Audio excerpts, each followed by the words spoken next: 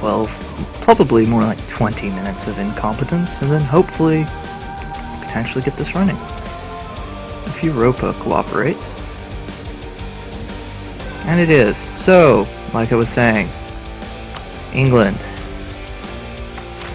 1444, England is an independent nation. We are Catholic. We are ruled by Henry VI Lancaster, who is, stat-wise, the worst king in the world in 1444. And we start off allied with Portugal. So, going to hit options this time. Difficulty to normal. Going to keep lucky nations off, because it's the AI cheating. And everything else should be okay. So, 1444. Let's go. I'm gonna play on normal mode because the converter does not work with Iron Man saves. And I cannot look at chat while playing the game. So, that is an issue.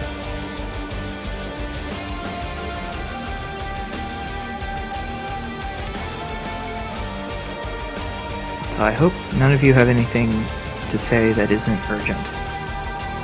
I will be explaining how this game goes along, because I found it relatively easy to get into, but very difficult to master. Okay, we are England, it is 1444, all sorts of things are happening, but time is paused.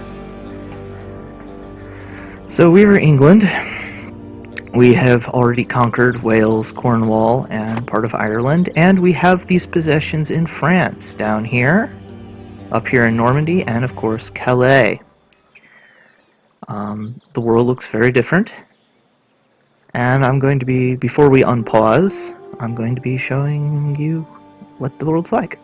So in the world in Europa Universalis, 4 is divided into provinces like Norfolk, Lincolnshire, Yorkshire, Lancashire, and various other provinces. And I'm sorry if I get pronunciation of things wrong.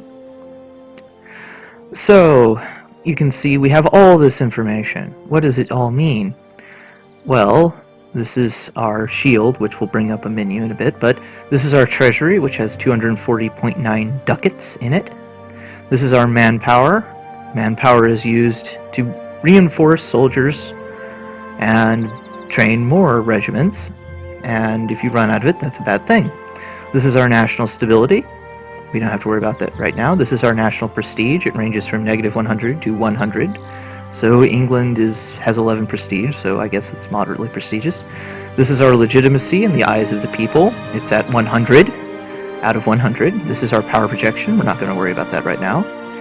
We're not going to worry about any of these right now either. This is a looming disaster, the War of the Roses. Can happen to us. Probably it will happen to us. This is where various pop-ups that are things that should demand my attention appear. This is our reserve of monarch power. This is our outliner. This is the date. This is the mini-map. Down here are the buttons for Parliament, the Holy Roman Empire, and the Papacy. So we're going to click on the England coat of arms. This is the government tab. It tells us that we are a kingdom. The effects of our government type, the accepted cultures in our nation. England accepts English, Gascon, and Norman culture. Our country modifiers, and then there's these. These are our monarch points. Monarch points are used for a lot of things in Europa Universalis 4. They're based on your king. You get 3 each month, plus your king's skills, but King Henry VI is completely skillless, plus any advisors we hire. So we're getting 2 administrative, 5 diplomatic, and 2 military points per month. This is the diplomacy screen. If we click on another country, we can have diplomacy with them, which we'll get into when we actually have diplomacy to conduct. This is the economy screen. It displays how much money we're making each month, how much money we're spending each month, the net, our current rate of inflation, and we can take out and repair loans, decide not to pay our soldiers, fund our colonies, all sorts of other things. This is the trade screen. We're not going to deal with it right now because it is not really relevant. This is the technology screen. We're in the Western European Technology Group. And we start out with 3 out of 32 in every technology. Again, more detail when we get to them. This is the ideas screen. Ideas are like another parallel tech tree. And we'll deal with them, but all we need to know right here is that because we are England, we have additional naval morale, and our embargoes are more effective by 1/3. This is our missions and decisions and policies screen.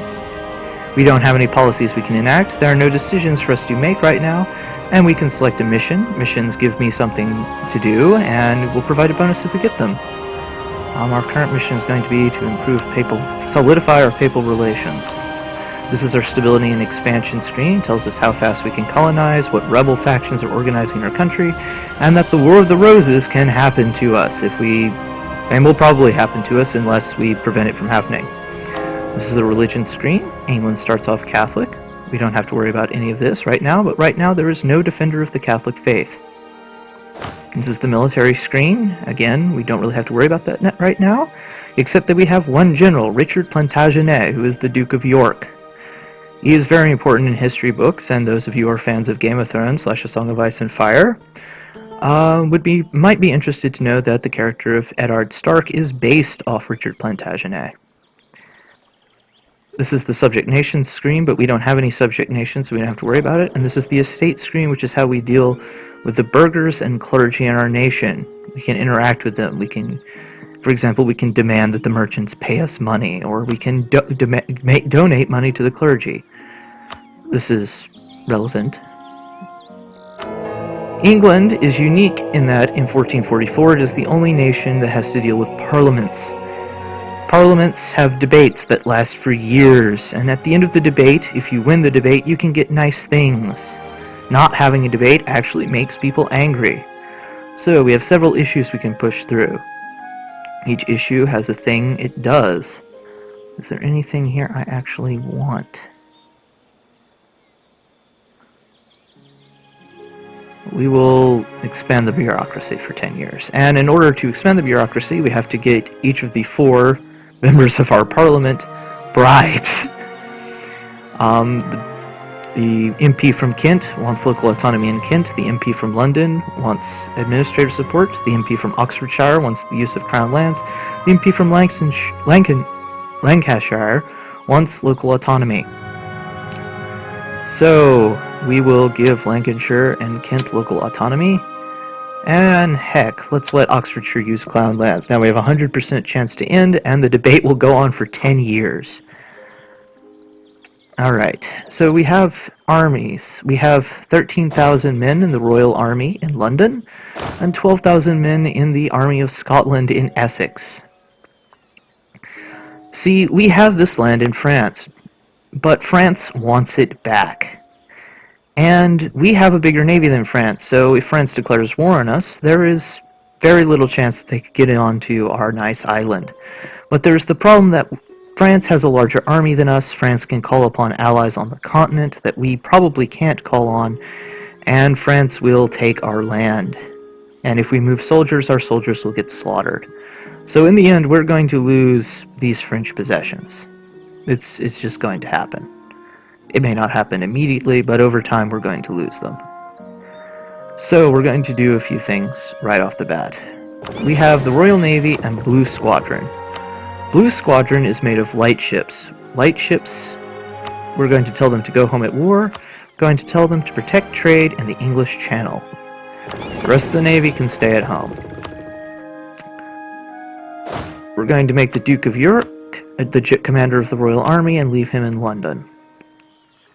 What else can we do? We need to set our rivals. Rivals are the way international alliances sort of build off. Countries declare you as a rival, you declare countries as them as a rival, and rivals, the rival is my friend, all that such. Denmark, Scotland, Burgundy, and France have all declared that we are their enemy. So we're going to say, France, you are our rival. Scotland, you are our rival. And Burgundy, you are our rival. Denmark, we don't really care about right now. And we can only have 3 rivals. Now England starts off allied with Portugal and with a royal marriage with Portugal. Portugal lives down here in the Iberian Peninsula, and Portugal is going to try and colonize the world. And they're going to be pretty effective at that. And Castile is Portugal's only real neighbor, and Castile and Portugal are friends. In fact, Castile is friendly to me. So I'm going to offer Castile an alliance. Yay. What else can I do right off the bat? Now, we haven't even unpaused the game yet. Who is available for hire that we can afford? We make 6 ducats a month in profit, so we can hire John Capgrave, a theologian. He will increase the amount of administrative points we get each month, as well as reducing unrest in England. None of these people are worth it. And we can hire Artist de Alençon, who is a master recruiter. He will increase the amount of men we have available in our army and give us more military points each month. Now, we start off with our national focus set to diplomacy. Why? We're going to get rid of that. And what else can I do? Now that we hired John Capgrave, a decision has become available. We can pass the Advancement of Religion Act. It will make our missionaries more powerful in exchange for increasing unrest in every province we ever have for the rest of the game. No thank you. So in order to solidify our papal relations, we're going to go to the Papal State, which is more than the Vatican City. They have this land here in Italy, this land here in Italy, and Avignon in France. So let's go to the Pope. We hit diplomacy. We're not going to offer him alliance. Relations actions, and we're going to improve relations with the Pope. Relations range from -200 to 200. The higher the relation, the more likely a country is to ally you, not declare war on you, etc.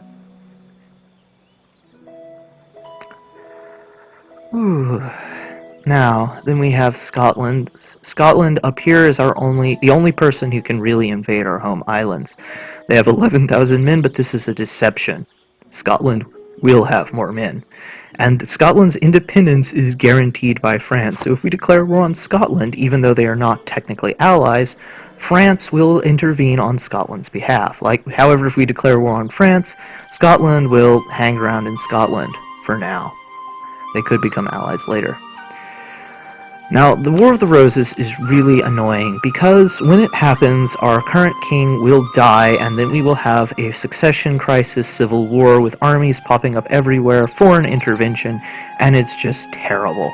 So we need to stop it. In order to stop it, Henry VI needs to kick the bucket, or he needs to spit out an heir. Henry VI has a unique ruler modifier that makes him incredibly unlikely to spit out an heir. And until we do that, it is going to gain 2.5 progress a month. It currently has 5. When it reaches 100, the War of the Roses will happen. So, yeah, let's hope Henry dies or spits out an heir. In order to increase the odds of him dying, we're going to make him into a general. He's not a very good general, but he can command the army of Scotland. This will increase the chance of him dying each month. We are a cold and unforgiving, omniscient ruler of England. In order to save a little bit of money, we're going to take the fort in Marches and mothball it, and the fort in Meath and mothball it. Mothballed forts don't cost us as much money each month, but also provide no defense whatsoever. Now that all that is done, we're going to unpause the game and set it to speed 3. Castile has accepted our offer to form a military alliance. That's good. We can see here there's a little log of nations we considered important in their actions, like France has allied the tiny Basque kingdom of Navarra here, while Austria and Hungary have gone for their usual alliance. Austria is also a possible friend. Could we ally Austria? We could, but we're not going to, because if we ally Austria, Austria gets into a lot of wars. And frankly, I'm not really that attached to this French land. Burgundy and France are our main Italies. Burgundy is allied with Brittany, and Burgundy is all this up here and all this down here. But all these low countries, Brabant, Holland, Flanders, and Nevers, are subjects of Burgundy, and they will always join Burgundy in wars. And in the case of Nevers, they also pay him tribute each month. Burgundy has allied Brittany over here. France has only allied the tiny Basque kingdom of Navarra, but France has 29,000 men to our 25,000 men, and they also have the advantage of that they're already over here. Now I could put our men on boats and send them over here, but that's just a way to get our men slaughtered, and we're going to need them to kill pretender revolts in the War of the Roses. Another thing I can show you real quick is that the religion map mode. There are many map modes in Europa Universalis 4. As you can see, Europe is mostly Catholic. There's Orthodox over here. There's a tiny Muslim population here in southern Spain, whereas North Africa is mostly Sunni, and then in Persia there's Shia. There's a tiny Coptic population there, and a body Muslim over in Oman. Those of you with good eyesight might have noticed that we can see Greenland, and Greenland is uncolonized, and that all the way over here in Perm there are still some pagans running around. But Europe is Catholic. And the other thing is the Holy Roman Empire. Austria, Frederick III von Habsburg is the emperor. These are the electors. We don't have to worry about that right now, because we're not planning on expanding into the empire, and I highly doubt we will be elected emperor. So we don't have to worry about that. So, let's let the game run for a bit. Now we can build some more troops. We have the money, we have the manpower. Let's do it. Pause. Okay, we are receiving alliance offers from Connacht and Leinster. These are tiny Irish nations. We will ally Leinster. I don't care about Connacht. It's all for Connacht anyway. Also, Leinster, we're going to enter a royal marriage. This will increase our relations, give us a chance of spitting out an heir, and it will enable us to turn Leinster into a vassal. Vassals are subjects, and after 10 years you can annex them, and they will automatically join your wars and pay you a bit of their money each month. They're pretty nice to have. On pause. Our relations have improved.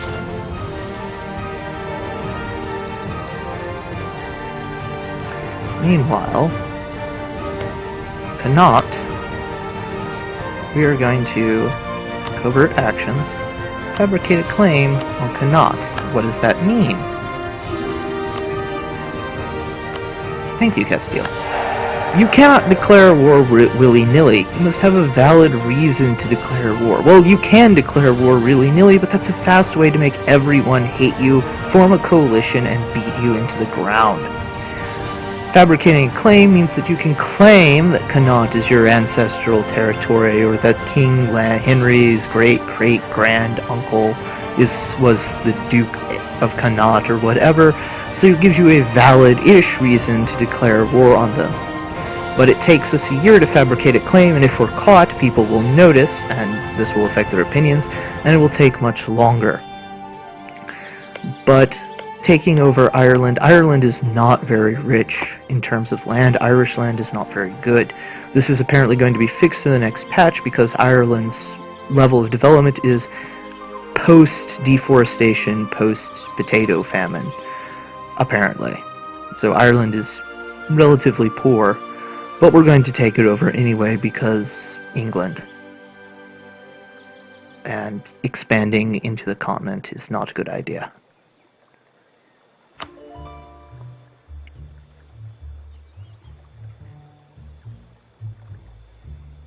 I mean, we could, but I don't fancy fighting France and Burgundy.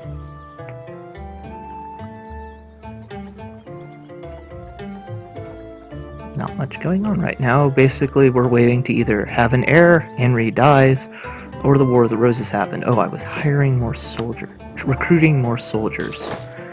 Soldiers cost money, it takes them time to train, and as you may have noticed, when we hire soldiers, it depletes 1,000 manpower. Let's make the Royal Army bigger. Those of you who know about the War of the Roses may question why Henry VI is training an even larger army than putting it under the command of Richard, Duke of York. But the War of the Roses is handled differently in this game than it is in real life. Ah, France is embargoing us. Well, we know how to deal with that. We can embargo France. In fact, we're also going to... Well, we can't because we don't have a free diplomat. In order to do diplomatic actions with countries, you have to send a diplomat, and we have 3 diplomats and 2 are tied up. One is improving relations with the Pope, the other is fabricating claims on Connaught, and the other one won't be home for 3 days.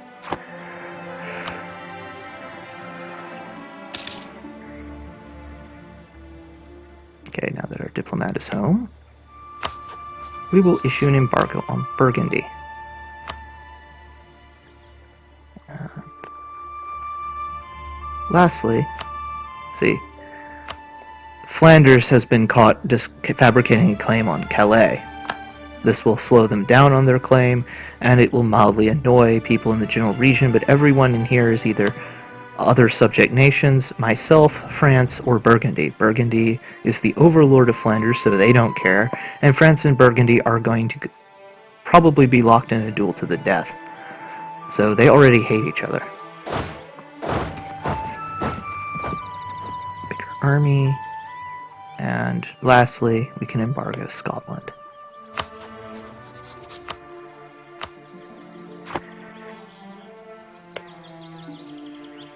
Scotland has the mission to advance the frontier. That means they want to take over Northumberland and Cumbria. And Flanders is embargoing us. We're not going to embargo Flanders back, though, because Flanders is only embargoing us because Burgundy told them to do it. 16,000 men, 13,000 infantry, and 3,000 cavalry.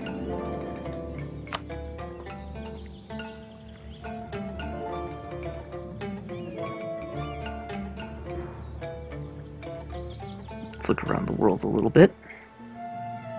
You'll notice that the last relic of Byzantium is here.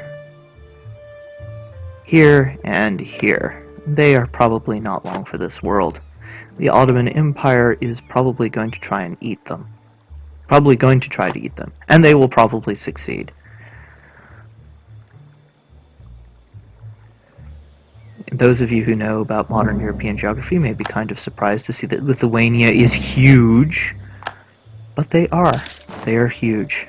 They are pretty terrifying, actually. Luckily, they have no interest in us being over here.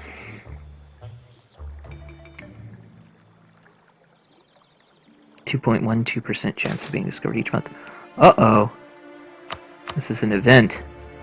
The lack of an heir has caused rumors at the court concerning Henry VI Lancaster's alleged infertility. This is most troubling as there are several nobles waiting in the wings, ready to claim the throne at the death of Henry VI Lancaster.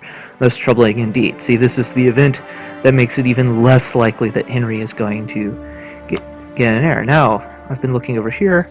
Burgundy has a regency council.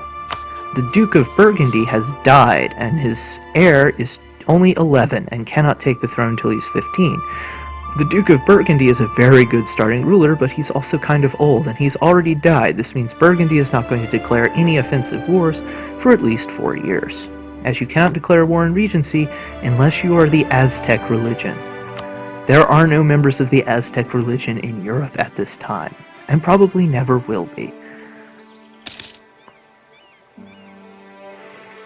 So while I'm killing time, provinces have development. London has a total of 22 development, which is rather impressive. We go down here, Paris has 32 development. Milan has 30 development, but places like Archangel have 6. Much less development. The more development, the more the province produces men and money for us and all that other fun stuff. I hit the wrong button. Residents of Iceland, your entire island has 6 development. Going to set Denmark as a country of special interest so I get notifications about them. I'm going to hate Google Chrome for a bit. I'm sorry for the lack of professionalism and me being able to read chat and other things. We are starting somewhere. The black lines indicate this province is occupied by Scottish noble rebels. I don't know what Scotland did to get noble rebels, but okay. Have fun with the nobles rebuilding Scotland.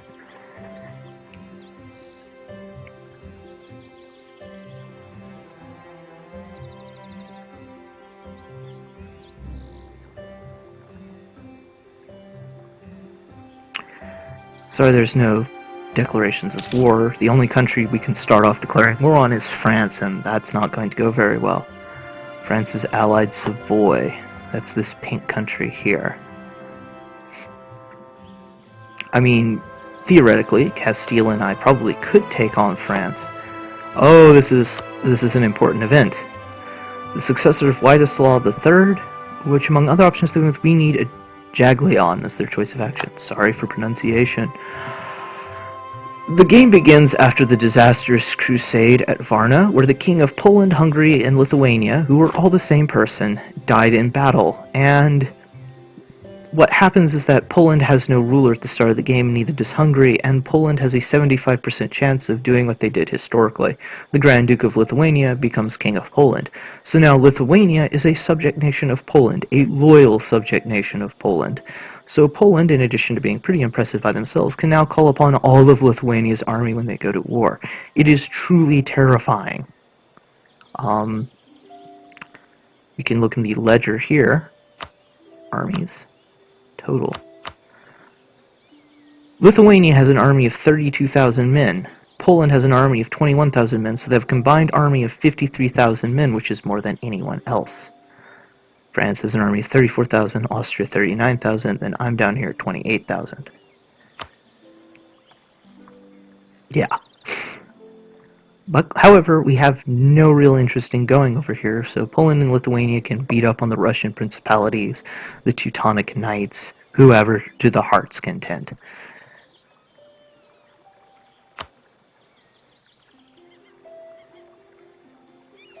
We are 47.5% into getting the War of the Roses. It's happening even faster now.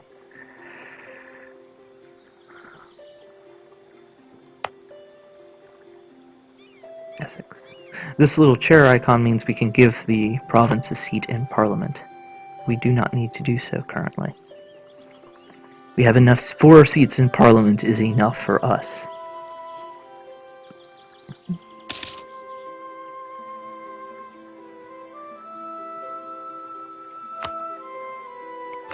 Now we can show off the Estates Interaction tab. England has 2 different estates, the burghers and the clergy. Currently, at their level of happiness and influence, the burghers are increasing our trade efficiency, which translated means slightly more money. The clergy are increasing our tax income, also more money. We can interact with them. We currently have 218 ducats, so we can make a generous donation of 63 ducats to the clergy to increase their loyalty, and look, we get new modifiers. I'm not going to explain what they are right now because we don't really need to get into them. But the clergy are giving us more stuff, while the burghers, we could grant them monopoly charters, but that would take up a prestige, and I don't feel like doing that right now. We can also demand diplomatic support, making them unhappy in exchange for some diplomacy points. I am tempted to grab some administrative points from the clergy, because we are not making many points with our king having 0 skills. We're making 4 administrative, 3 diplomatic, and 4 military points per month, which is not very good.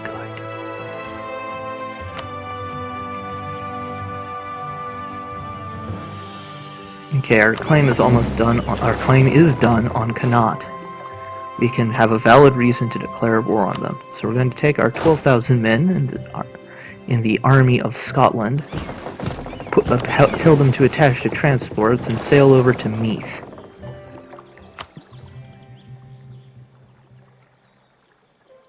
Men can't walk. Soldiers cannot turn into boats except under very special circumstances, strait crossings, which we don't have to worry about right now because we don't have any. Now, has Connaught made any friends? No, they have no friends. Also, I'm going to have a diplomat start improving relations with the Earl of Leinster, Donchad McMurrough Kavanagh. I have no idea how to pronounce these things, I'm sorry. This is another random event. Noble family requests aid. The most powerful of the noble families in the state often had vast wealth, but that did not stop them, like their monarchs, from getting into financial troubles. They too could accumulate debts that escaped their ability to pay. They could at these times come to the monarch to request aid. The monarchs were often receptive since they would usually be related by blood or marriage. We can grant them aid, lose money, or we can deny the aid, lose some administrative points. Administrative points are worth more than 125.69 ducats, though at this time I wish I had not given the clergy a generous donation. Cannot.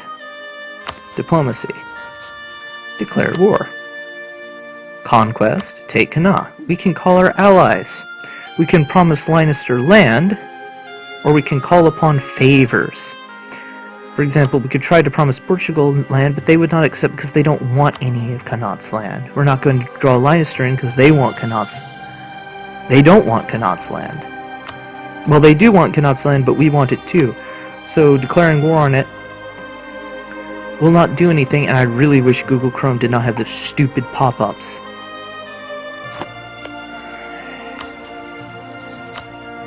Okay, so we're just going to declare war. Connaught has 5,000 men. But first, I'm going to turn the fort in Meath on. Now, while I'm here, you can see who has cores and claims on this province. England has a core, Meath has a core, though they do not exist. Tyrone has a claim, the province's culture is Irish and its religion is Catholic. It also produces grain. Alright, Connaught, diplomacy, declare war, take Connaught. They don't have any allies, so I don't have to worry about that. Declare war. If my 12,000 men cannot defeat Connaught's 5,000, I will be very sad.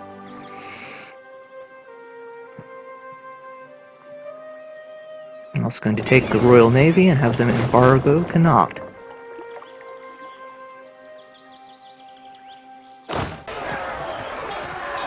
Combat has a bit of RNG in it. We crossed a river and Connaught is wood, so we're at a penalty.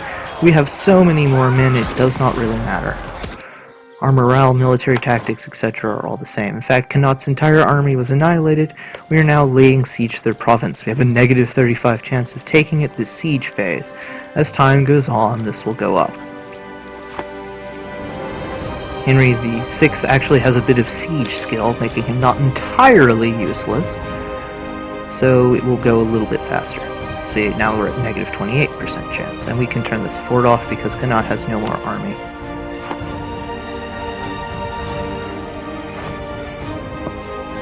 See, this is a notification. There are mothballed forts in their country, but Connaught has no army. Here we can see how much war score we have against Connaught, as well as their war enthusiasm, medium, which is more enthusiastic than I would be if I had no army, and my only province was being sieged by 9,600 angry Englishmen. My war enthusiasm would be quite low. Connaught's navy is bottled up in port. It consists of a single transport ship.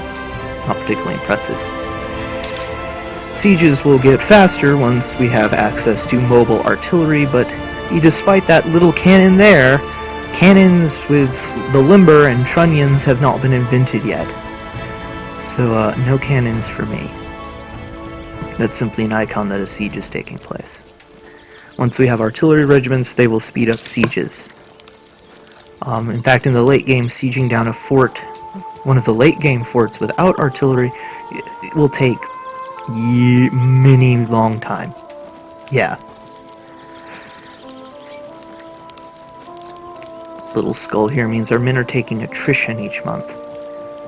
But, not really that much. Why? Henry VI Lancaster has suddenly died. As the nation mourns, two junior branches of the old House of Plantagenet, the House of Lancaster and the House of York, both claim to be the rightful heir to the throne of England. Sporadic fights between their supporters have already broken out in a number of provinces around the country. Their heraldic symbols, a red rose and a white rose, have already become synonymous with a conflict now commonly known as the War of the Roses. We can choose which house we support. House Lancaster would give us a 2-2-6 king, and 29,000 men will rise up in Yorkshire. Philip I York is a better king, and 26,000 pretender rebels will revolt in Lancashire. So we're going to support the House of York. Philip, pause the game. Philip of York shall now rule our nation, and he has much better stats. We are now in the War of the Roses, I believe.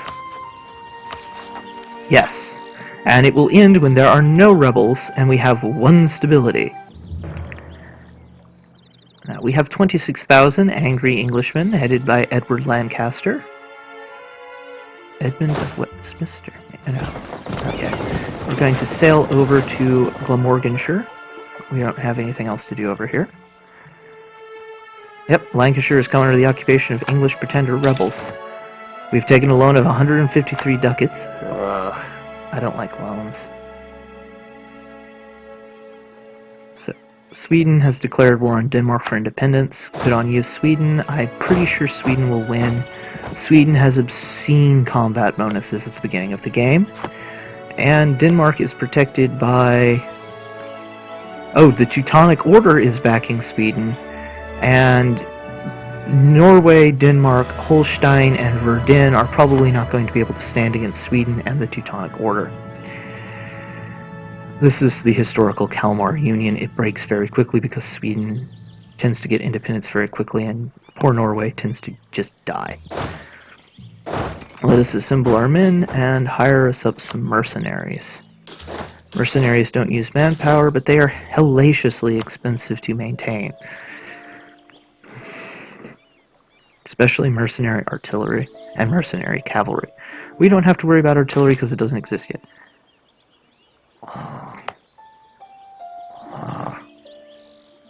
Right, we're going to put that over there. We don't have to click on the event until it is necessary. So eventually we're going to get rebels in Meath. Until then, we're going to take our men under Richard Plantagenet, hire more mercenaries.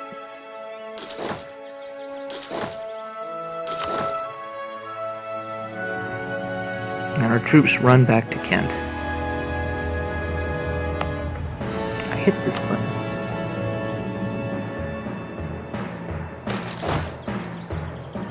And a whole lot more revolt risk.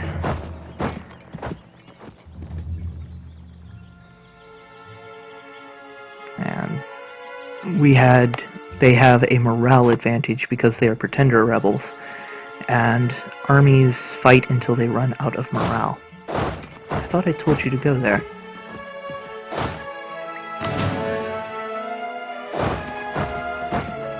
Where are they? They went up to Cumbria. Alright. They can have fun up there. What happened? Oh, we have solidified our papal relations. We will gain increased papal influence, which can be spent on things, none of which are really appealing right now because we have 2 papal influence, and everything requires like 50.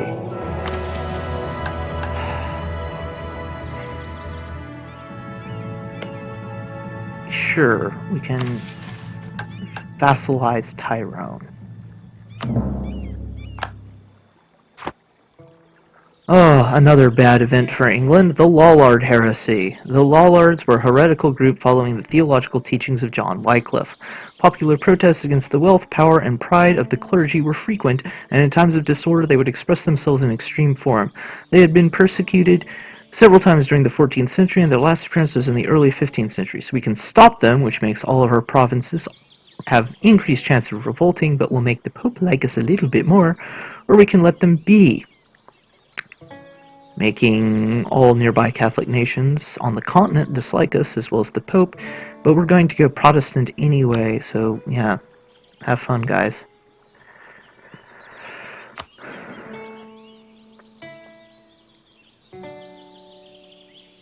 Our troops' morale has not recovered entirely. See, there was the event. But they have to have fun fighting the pretenders. The fort, sorry. And they cannot take over the province, alone, until the fort has been taken. So we are going to annex Connaught and take all their money, because we have a 100% war score. This oddly makes them at high war enthusiasm. We're going to send the demand. Oh look, Connaught surrendered. And we are going to raise autonomy in Connaught and make it into a core province. And we can designate Calais as the staple port, which is a good idea. It'll make us a lot more money. Can't say no to... Wait, where did these guys come from? Huh? Okay. Change of plans. These guys can have fun in North England. Where did they come from? Okay, this province has rivers between Oxfordshire and Essex, so if we attack from Kent, we will not suffer a river crossing. So we will sneak around them and hopefully kill them, because pretenders are not good for anything.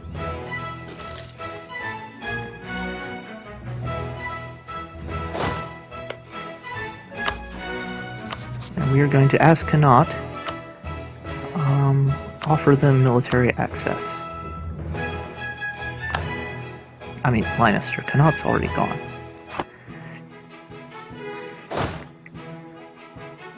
Okay, if the pretenders take the capital, they will be able to enforce their demands. So, that will mean the death of our king and the institution of a worse king. How dare they indeed. So we're going to try and kick them out and try to end this as quickly as possible. Bad roll. Bad.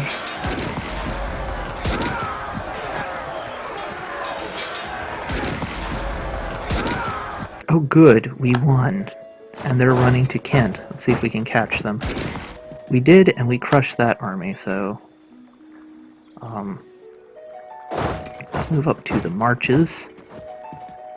Yeah, sure. More rebels. Always. Always rebels. Always. National epic. This is a choice. Keep hitting the spacebar, but not this. Yes, I love a good story, telling the tales and legends about Henry VI Lancaster. The legend says that at England's darkest hour, he will return to our nation delivered from evil. Regardless of the truth in that statement, we could use this in our propaganda. 1, we are the House of York now, so no. 2nd, it's Henry VI No. So I'm just going to decline on general principle. I don't know why Flanders is named... Okay, never mind. Flanders was blockading the rebels, and I was wondering, why would they do such a thing? Now, Lancashire has rivers everywhere, so we are going to have to take a river crossing penalty unless we ignore these people entirely. Flipping.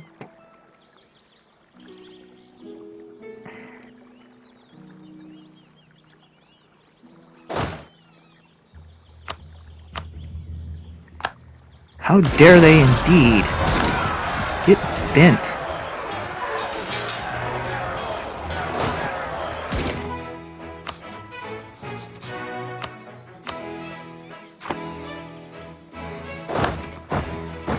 Perpetual rebels. Perpetual rebels. You can teleport generals around the world. It's kind of funny. Generals can teleport, but diplomats can't. They can only teleport there. They have to come back the hard way. Ugh. And yes, we have to... Dire news indeed. As well as Richard, despite being a very good general, is only getting awful, awful rolls.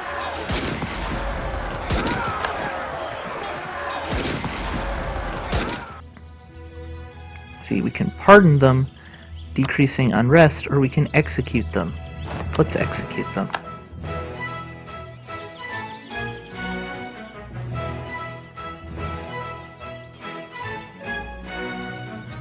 This is horrible.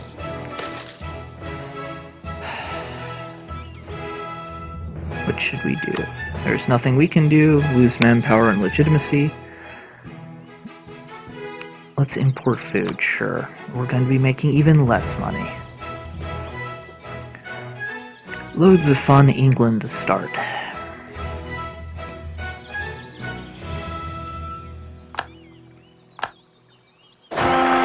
Oh, we have an heir. His name is Henry. Okay.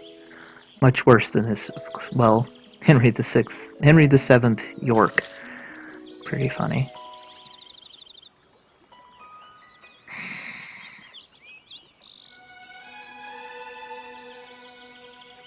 Okay, this army has decided to go attack Ulster for some reason. I don't know why, and they're winning.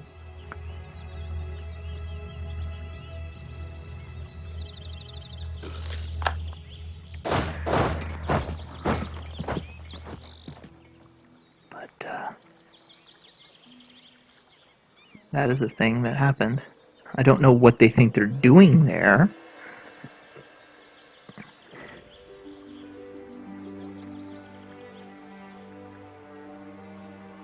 Yeah, Meath is going to be sieged. And we don't have the men to deal with it. Everything is terrible. Everything. Okay, let's see it. Wait. Pause. It's too late.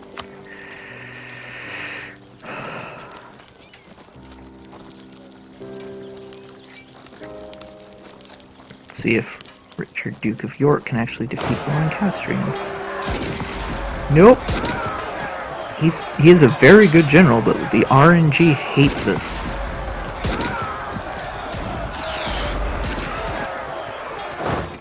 Yeah, we lost 6,000 men to their 6,000, but rebels have infinite manpower.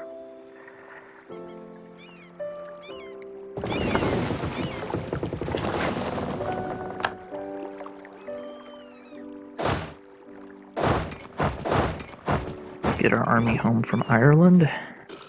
Always a great start.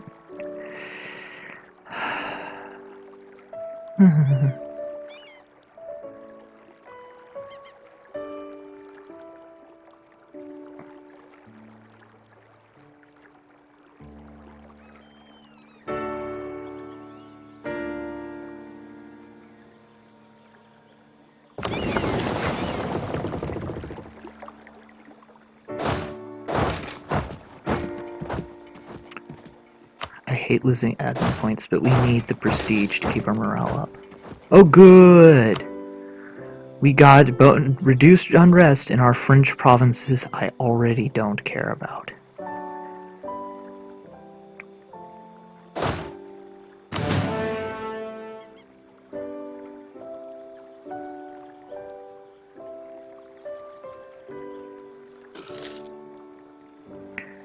We have no manpower, we're gaining 223 each month, and we need 8,800 to reinforce our men. Always a good sign, yeah?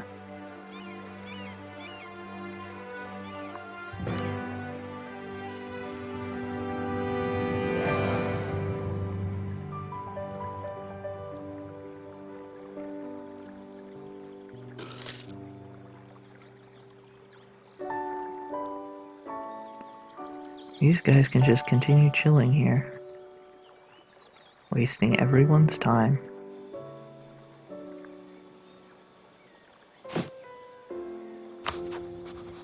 Let's see if my estates can help me out.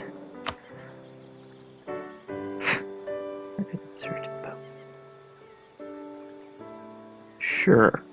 Have fun. Send an emissary to the Pope. That gets us 100 administrative points instead of 50.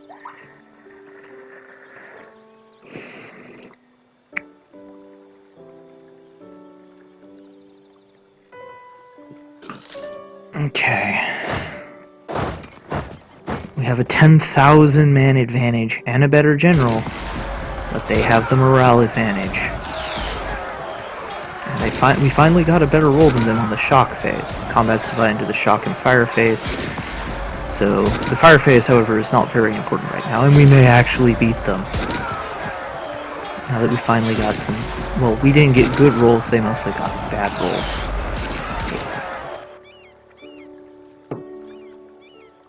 Okay, they are running to Glamorganshire. If we can beat them at the end of the month, we can kill them all.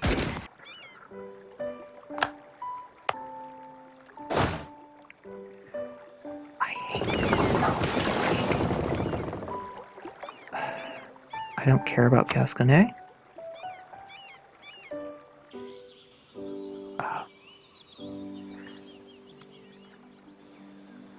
I do not usually use Google Chrome, in case you're wondering, except Firefox is a lot slower on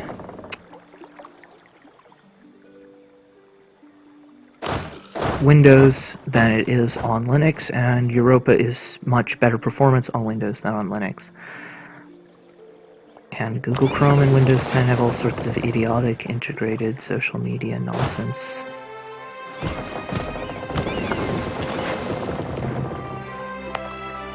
So now that we've dealt with the rebels on the mainland, well, not the mainland, in Britain proper, we can deal with the rebels in Ireland. And then once we kill all of them, take back Meath, assume no more rebels come, we will be able to end the War of the Roses. Yay!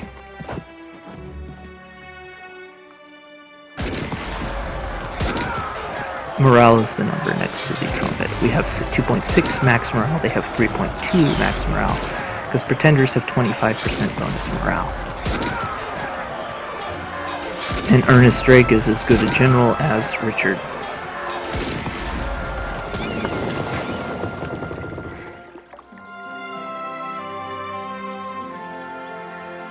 So despite outnumbering them more than 2 to 1,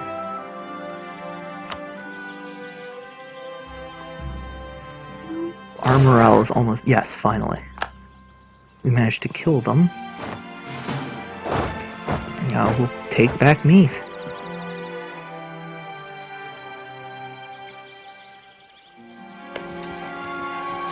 And get to work on vassalizing Connaught.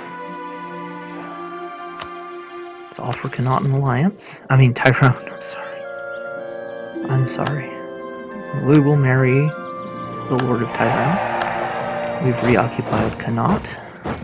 The coring process will resume. Provinces that aren't your cores count toward your overextension, which is a host of bad things, and they also barely pay you any money. We need money. We have 2 huge loans, and France hasn't even declared war on us yet.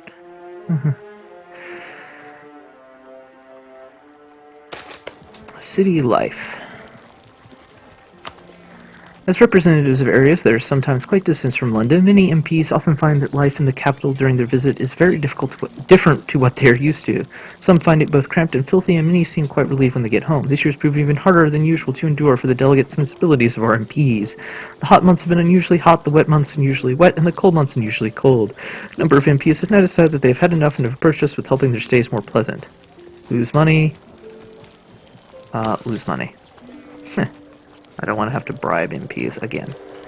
The debate can end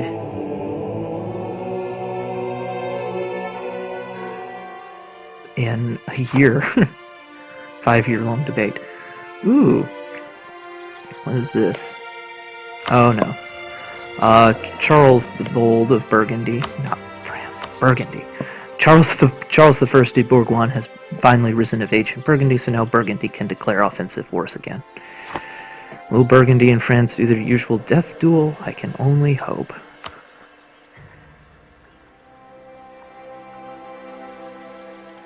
If Burgundy lasts till 1454, they can annex Nevers, and if they can last into the 1500s, they can annex the Low Countries.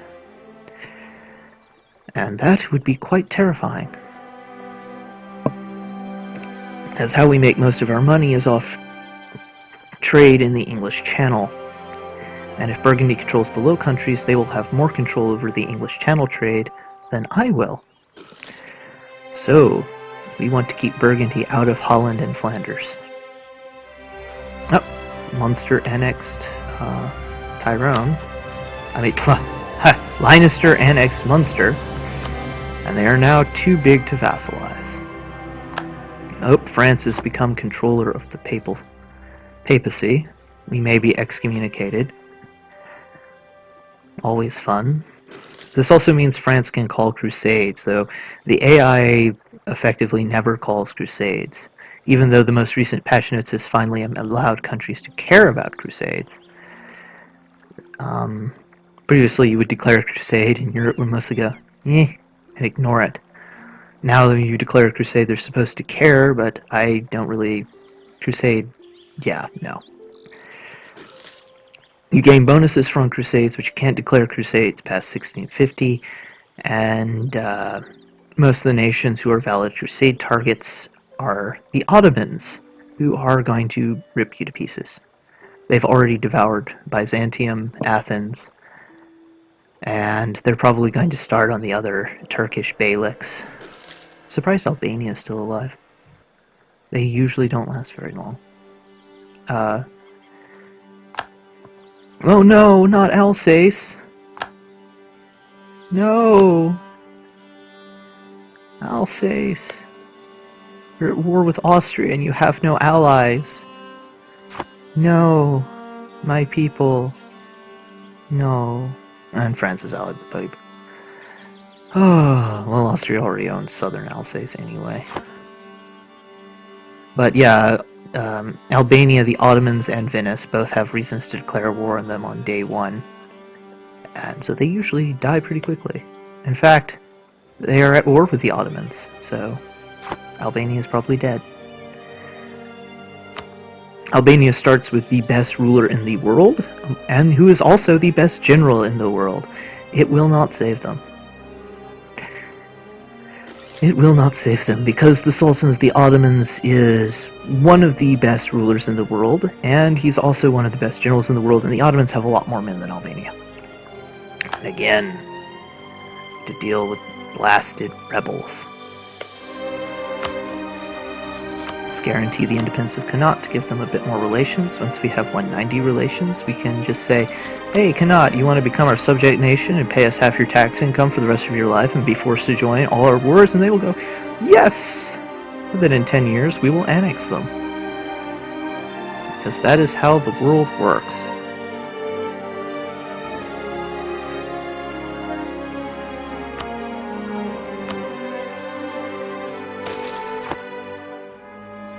Oh, Cornwall has declared support for York. You can't. Cornwall, the nation of Cornwall, can declare independence. So can Wales and Northumbria from England. Though I have actually seen Cornwall and Wales successfully gain independence from England. Northumbria, not so much. The problem is that for Northumbria is that all the land is English, which is the same culture as England, while Wales and Cornwall are Welsh and a different culture group. I am going to kill Facebook. I am tired of all this nonsense. I hate you, Windows 10. I hate you, Google Chrome.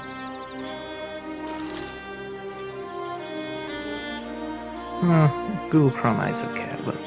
Okay, no more rebels. Time to hit some buttons. Okay, remember how I said that this stability thing? Stability is national stability. If it's above 0, rebels are less likely to happen, you gain more taxes. If it's below 0, rebels are more likely to happen. Raise stability to 1. Now, in order for the War of the Roses to end, that's it. We just have to wait and hope no rebels appear in the next month. We can fire all these mercenaries and they can stop costing us money. Yay. We can also turn these forts off so they stop costing us money. Yay. Order has finally been restored, gain a whole bunch of prestige, and another stability. Yay.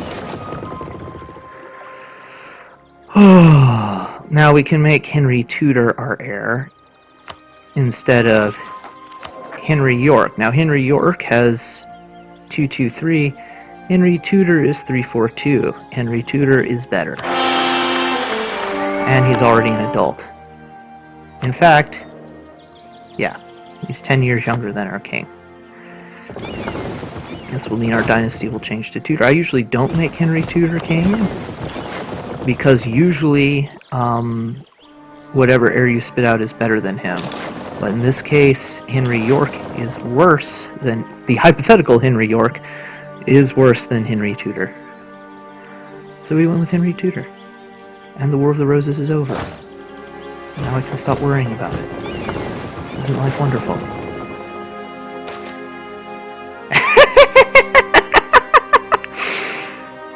The heir, Henry Tudor, breathes heavily. He has been lying in bed for 3 days now, and reflecting the beads of sweat on his forehead is the fear and the intense eyes for Henry Tudor's life. Henry Tudor may not make it through the night unless something is done. We will send for a trained medicus, 50% chance he will die, and we lose money. 75% chance if we pray for his life that he will die. Henry has died and cost us money, and we got an even worse ruler, James. Yay.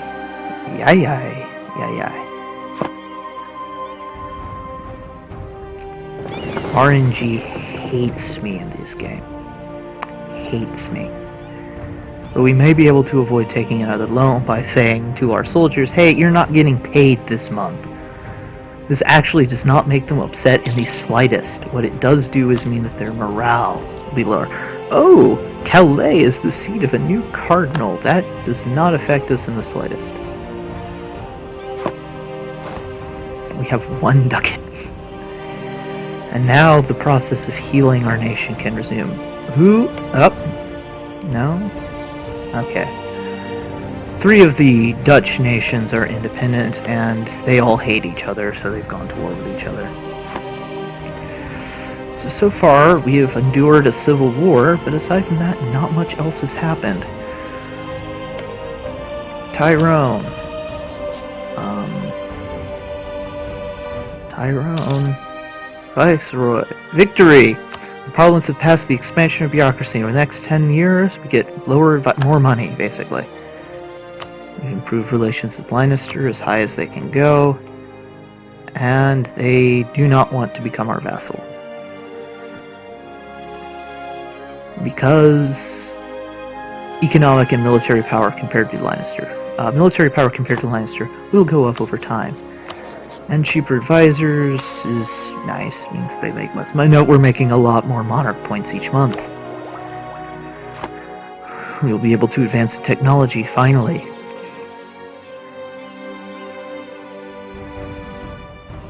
And France has been oddly passive. They have a truce with... Oh, they revoked their guarantee with Scotland?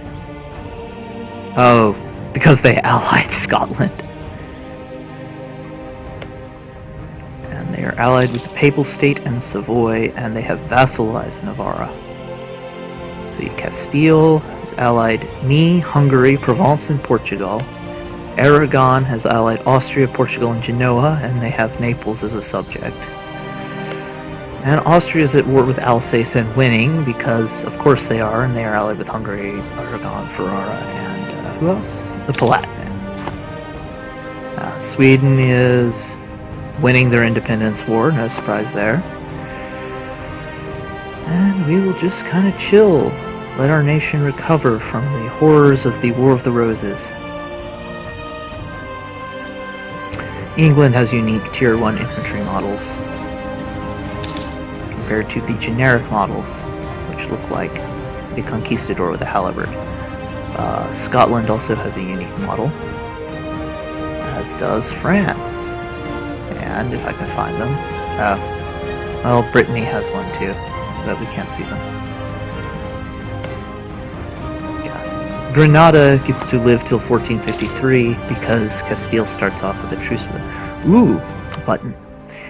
We can invest in a new technology, a military technology, the Pike Square. This increases our maximum morale as well as our military tactics. Morale is, again, I think I explained morale. Tactics reduces the amount of casualties your men take in battle. Based on your tactics ratio, I believe. Yeah. So, effectively, the more tactics you have against... If you have higher tactics than lower tactics people, you will take less casualties. So, it's good. And morale is king of the early game. So we just got 25% more morale, effectively. Our tactics went from 0.5 to 0.75.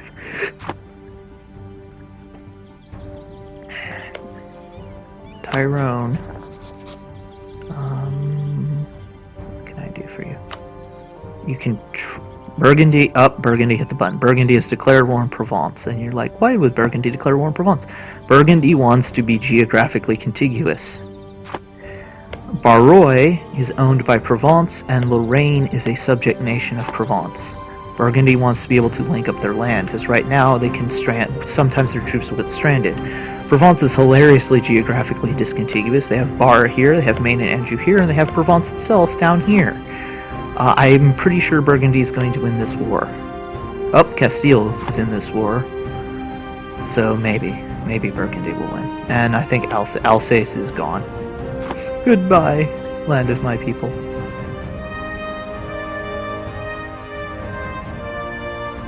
Yep. Oh! Alsace will become a vassal of Austria and pay them 121 ducats. Alsace lives.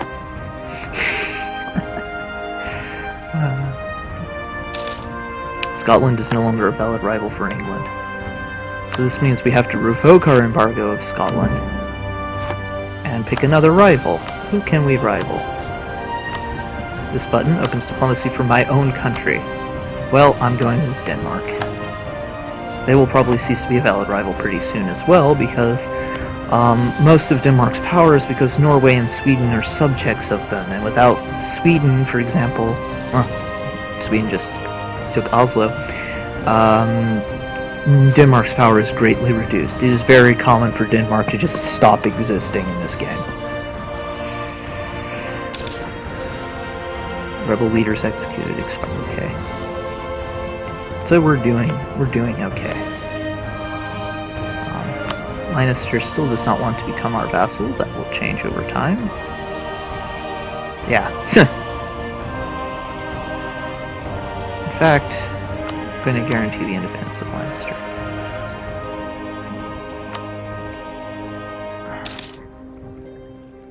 I have a claim. Huh. You will give me some of your trade power. 58%. That should increase the yeah, once it gets to 190. And we can always just give Connaught money to bribe them. You can only bribe people so much.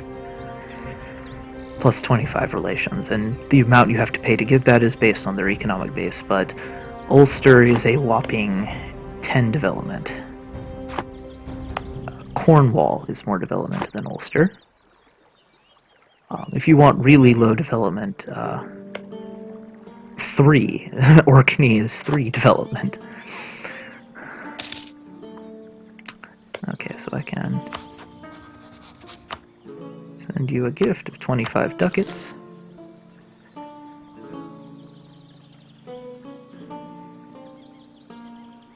Then next month, you will become our vassal.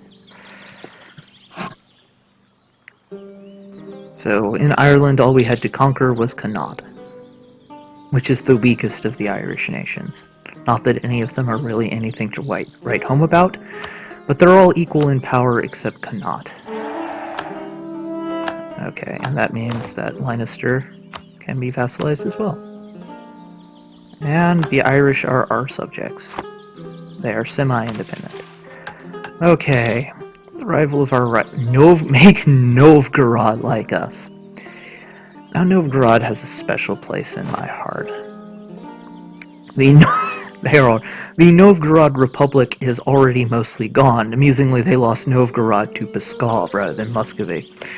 But yeah, Muscovy tends to make priority 1 devouring Novgorod.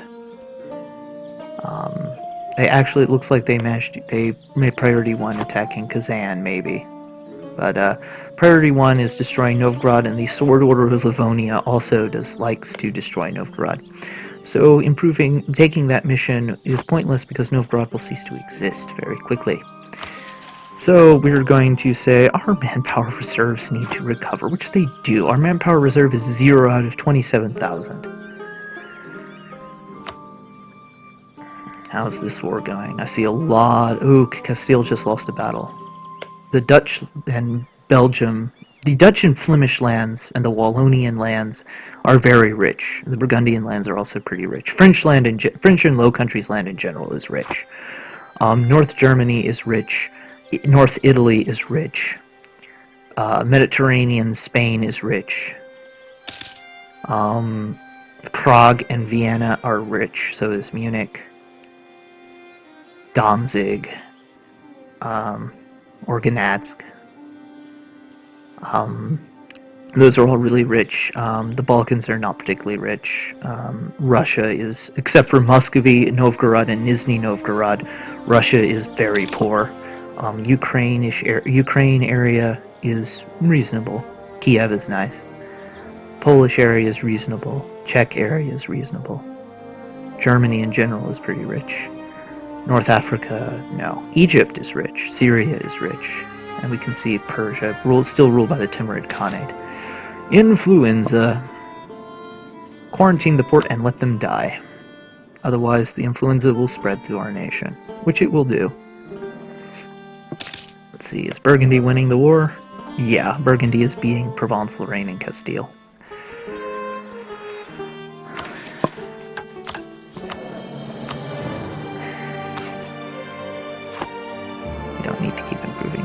nations. I don't know what France thinks they're doing. They're being oddly passive. They have vassalized Navarra, and they're receiving trade power from Savoy, and they've not really made any impressive allies. Usually France and Austria are day one allies because they both hate Burgundy. This will eventually end when Burgundy dies. Austria and France will start hating each other. The Habsburg-French rivalry will begin. But not so much yet.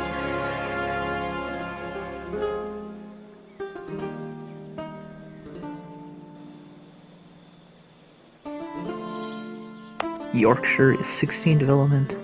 Lancashire is 13 development, but Lancashire has a seat in Parliament while York doesn't. And we cannot pay for loans. We have to pay interest on the loans, and we are around 311 ducats in debt. Denmark will grant independence to Sweden, Denmark will cede land to Sweden, Norway will cede land to Sweden, Denmark will pay money to Sweden. Sweden.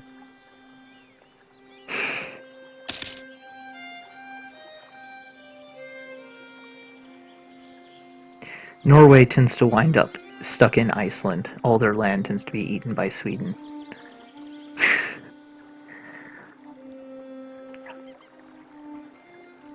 Scotland is allied to Sweden and France, so if I try to fight Scotland, I have to fight both of them. France, I can deal with. Sweden, if Sweden lands troops, Sweden's troops are very, very good. Sweden's infantry is 20% more effective than normal. Sweden and Brandenburg, Prussia, Brandenburg, Sweden, their infantry is widely considered to be the equivalent of space marines. Connaught is now considered part of our patrimony. Yay! We've renewed the loan. More interest. Ugh. Our national debt is killing us. Austerity! Austerity now! Quick! How can we save money? We can't. We have to pay the army. We can mothball the fort in London. That'll save us a little bit of money.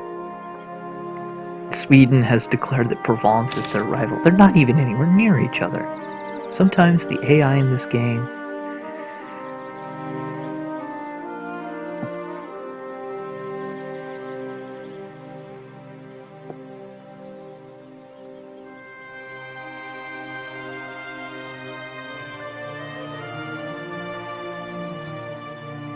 still no manpower because it's immediately going to reinforcing our armies. Let's see, we can interact with our vassals.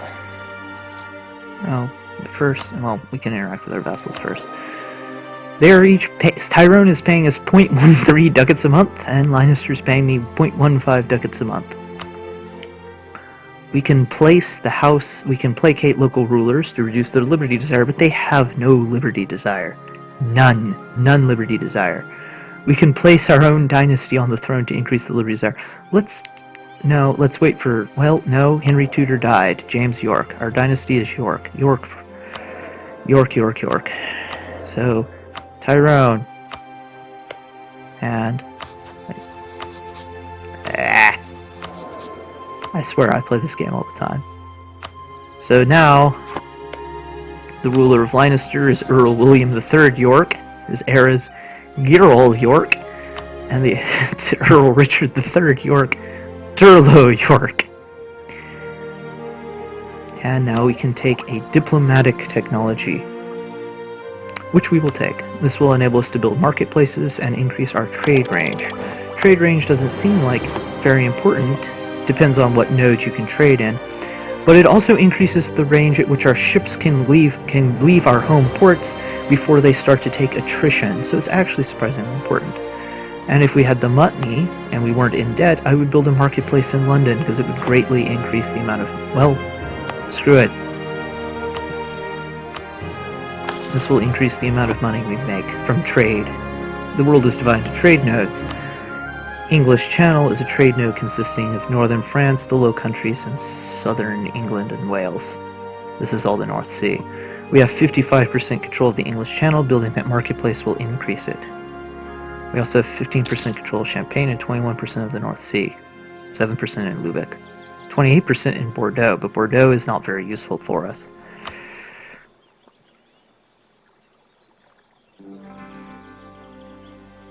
So, yeah, I don't think Provence is going to win this war. Burgundy and Brittany are winning. They will probably take Lorraine and Barrois, and Brittany will try to take Maine and Anjou. And France is oddly cool with this. Considering they're the same dynasty as Provence, you'd think they would protect them, but no. Good King Rene has no friends. An interesting character. Rene, Duke of Anjou and Count of Provence, is technically on paper King of Sicily, King of Naples, and King of Jerusalem, but in practice he is ruler of none of those places. What it did was cost him a lot of money, resulted in him being imprisoned by the Duke of Burgundy at one point, scorn from the King of Aragon, but it meant that his daughter Margaret was technically a princess, which meant she could marry Henry VI in the real-life War of the Roses. But the game does not simulate the War of the Roses very well, in my opinion. And Richard, Duke of York, has died. Only the finest of funeral will do for such colossus of combat. We will actually have to hire a general now. Let us do so.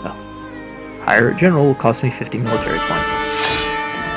And Alexander Cabot is not that bad. He has very good shock score, and he has a point in siege.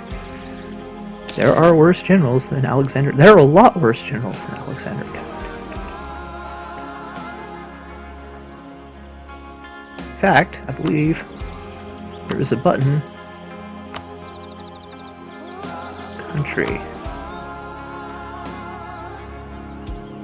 Best leader of the world is Moritz Kniphausen in Hesse, Jean Barrot in France, Alphonse V, King of Aragon, Nikifor Shulev in Muscovy. Oh, well, these three are the best generals in the world. These two are close. Albania did not win their war with the Ottomans, as I predicted. They are gone. Anything interesting has happened? Brandenburg got their land back from the Teutonic Order. The Teutonic Order itself lost a huge amount of land to Poland. And Tver took land from Novgorod. They took Torzhok. And the Kazan Khanate has been devoured by the Uzbek Khanate. There are a lot of Khanates. They are very, very, very annoying.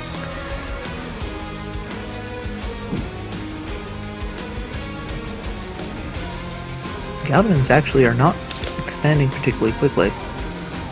Oh, it's because their priority is to vassalize Wallachia, home of Vlad the Impaler. Vlad II Draculsti. I cannot pronounce. Again, pronunciation. I have no idea.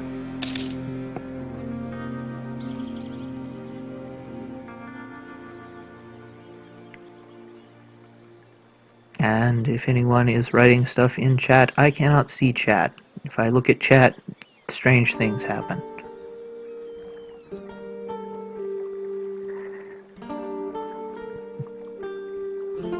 Yeah, the Dutch are defeating the Castilians.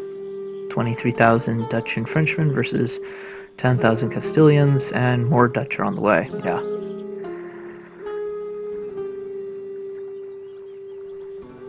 Provence is being sieged by Burgundy. Maine and Anjou have been sieged by Brittany. Barrois and Lorraine have been seized by Burgundy. I don't think that war is going to go in Provence's favor.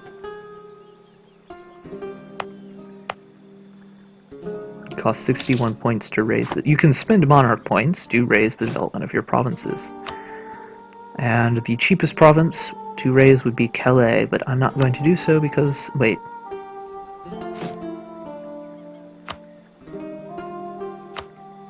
The cheapest province to raise would be Lincolnshire, but I'm not going to spend monarch points on that right now.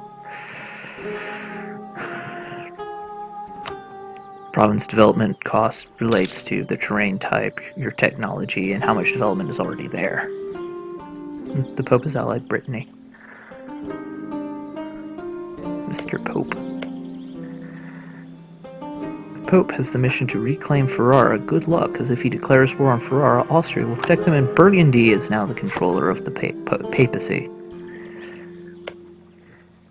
The cardinal who became Pope was the cardinal from Burgundy, or some sponsored by Burgundy. Whatever. The Pope is Burgundy's man. Burgundy can now excommunicate people and call crusades. Let's see, is there anyone the Pope will actually let him excommunicate? I can see who the Pope's opinions are. And, you could excommunicate Provence, Florence, and that's it. Oh, and Castile, I think you could excommunicate. So, Castile might wind up excommunicated. In fact, let us mark Castile as an initiation of special interest so we can see what the heck it is that's going on with them. Portugal has probably already started colonizing Africa. No? No, they haven't. Surprising. Can they colonize yet? We can check. They cannot. If this had like a 1 next to it, Portugal would have already started colonizing. Castile, the other major colonizer, also is nowhere near colonizing, so that's good. Portugal and Castile are so colonize happy there has been several patches because they would colonize all of North, South, and Central America, all the Pacific Islands, the Spice Islands, Africa, and they would even start colonizing Siberia and meet Russia like in the middle, because they would colonize everything. This has been toned down a bit. They are still very colonize happy, to the point that when I play as Castile for a colonization game, my #1 priority is eating Portugal. Because the other colonizers are primarily France, England, Scotland, and Norway if they get Ireland if it unifies, and Muscovy. Grenada will colonize if on the off chance they survive, but they never survive, so it's pretty irrelevant. I've seen, otherwise it's pretty random. I've seen Brittany will colonize if they survive as well. I've seen Aragon colonize once. I've seen like Utrecht and Holland colonize a few times. Sweden once.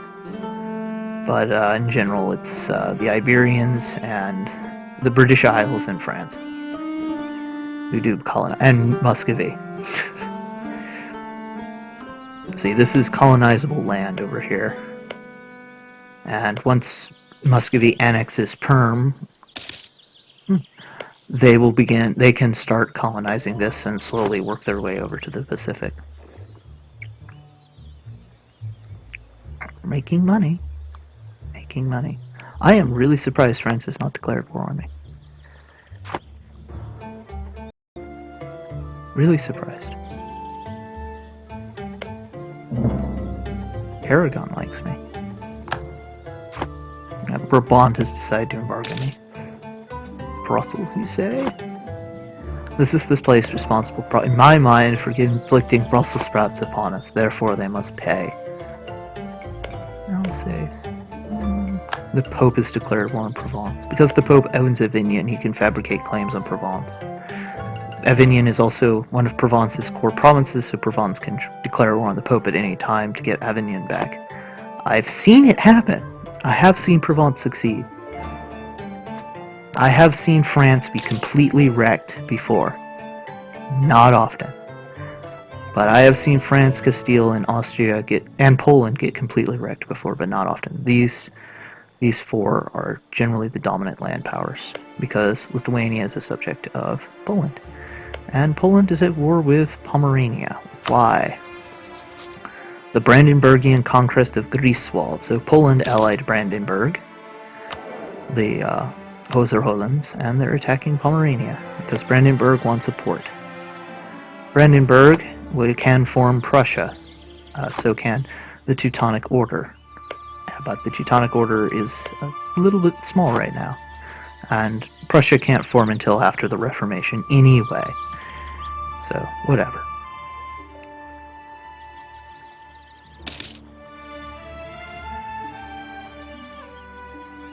Holstein, this is where we get cows from. The flag even looks a bit like a cow to me. Pomerania is where we get annoying yapping dogs from.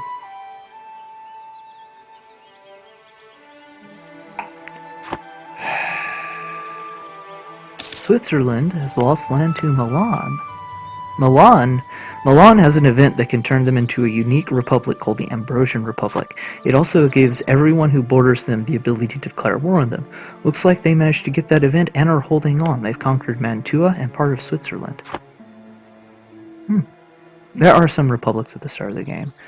In Italy, Friesland, the Free Imperial Cities, Lubeck, Novgorod, Pskov, and Ragusa. Administrative Tech 4 enables us to build churches. Churches increase our tax revenue. And we can probably pay one of our loans off. Oh boy, slightly less interest payments. You can see London, little towns, little granary type thing, a big tent, a lighthouse, port, and a castle. In fact, I believe, yeah, see, you can see Stonehenge here. Several provinces have unique things, and I bought that pack one a long time ago. It was when it was on sale, so I think that's supposed to be the Tower of London or Windsor, I forget. There's Stonehenge, the Notre Dame,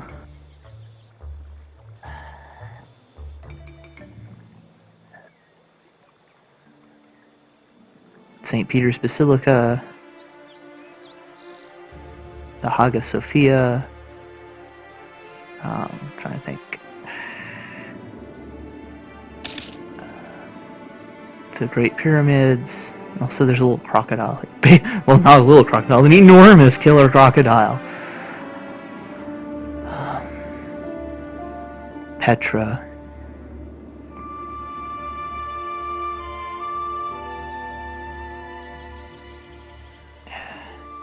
The Kremlin. And I think there's a few in the Central Asia and other places. But yeah, there are some national monuments you would never see unless you zoom in, like different unit sprites. I showed you mine. The Papal State has them, but I don't own that back. But you can see France is at war. France is at war with Provence, Lorraine, and Castile. France has decided to get in on the beating up of Provence because they're allied to the Pope. Plague! Ireland can no. We have to do something. You can be very evil in this game. You can be very evil in Crusader Kings on a personal level, but in Europa and Victoria you can be very evil on a mass scale. Amusingly in Hearts of Iron, well, not amusingly, Hearts of Iron, which is the World War II game, however, greatly limits your ability to do evil. But yes, if I wanted to, if I felt like being especially evil, I can change the culture of Dublin to English. Make of that what you will. I don't do culture conversions, though, unless, well, no, I usually don't do them. Sometimes you can do, unless it's like converting Japan to Ainu culture, or converting Washington, D.C. to Cherokee culture.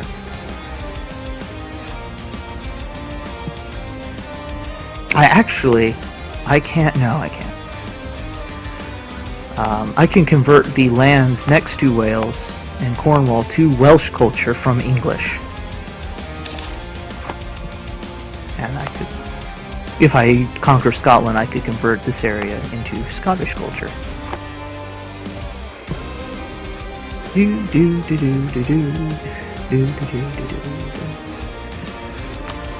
I know it's not very interesting, but this is one of my favorite games. So, while nothing's happening, I can talk about trade. The world is divided into trade nodes. All the provinces that are colonized in the world produce a trade good. These trade goods increase the value on the node. Trade value flows between nodes pulled by merchants. We have a merchant pulling value from Champagne into the English Channel, and a merchant in the North Sea pulling value from the North Sea into the English Channel, where we collect money equal to 53% of the value of the English Channel, or 8 ducats a month.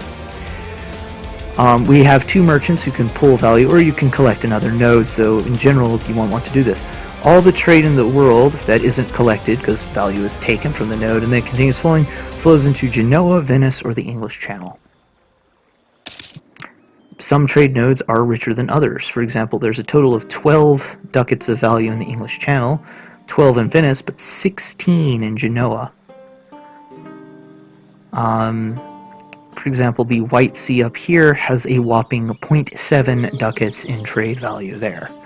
Not much. It is one of the worst trade nodes. I think the trade node for Tibet is equal in lack of value. Australia is actually empty. The Australian trade node produces nothing because there are no nations in Australia. So the node is empty, but once Australia starts to be colonized, value will increase. My lord, Byzantium has fallen to the Saracens. It felt like 10 years ago, dude. The last bastion of the Roman Empire, the city of Constantine, is now in Turkish lands. As Christendom reels from the shock, Byzantine refugees flock to the cities and courts of Europe, bringing with them old manuscripts of classical knowledge, tracts by Aristotle, Plato, and Galen, and a thorough knowledge of both Latin and Greek. Inviting these refugees to England might provide an enormous boost to our efforts in the fields of culture and science. Lose prestige, or pay some administrative and diplomatic power to get reduced technology costs for 30 years and gain prestige. By all means, let them come. We need time to catch up from the massive damage Henry VI and the War of the Roses did to our monarch point generation. Like, France already has 4 levels in all texts. We have 4 levels in all texts. But Florence, well, yeah, Florence also has 4 levels in all texts. Florence is going to be very ahead for a while. Florence starts with Cosmo de' Medici in charge. He is very good, so they have absurd monarch point generation. So they up technologies faster. Likewise, the Ottomans are starting to get 4. Muscovy, however, is still at all 3s. Poland is at all 3s. And we can't see anybody else. Everyone we can see starts off at 3. West Africa and the Congo start off at 2, and the Americans start off at 1.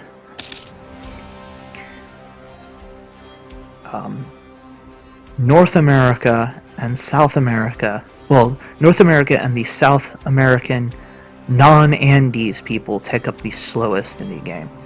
But they can reform. They can unlike other nations who have slow technology gathering, they can reform the fastest. So, I guess that works.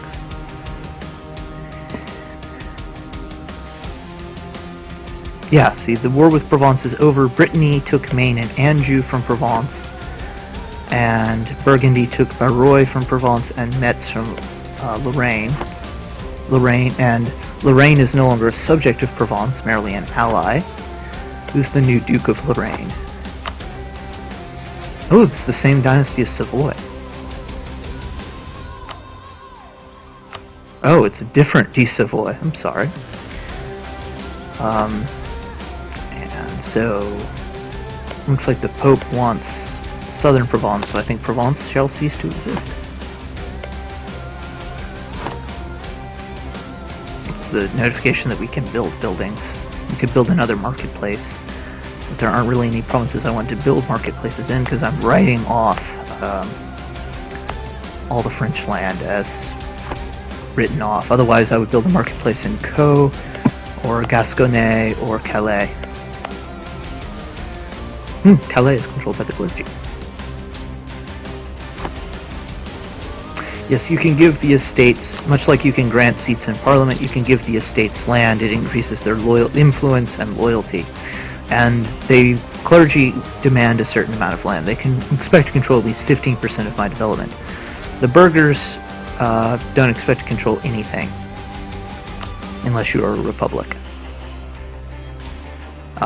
We don't have the nobles' estate because we have parliament. Instead, we throw all the nobles in parliament. Speaking of parliament, we can't start any debate. Whopping 4 MPs in parliament. 4.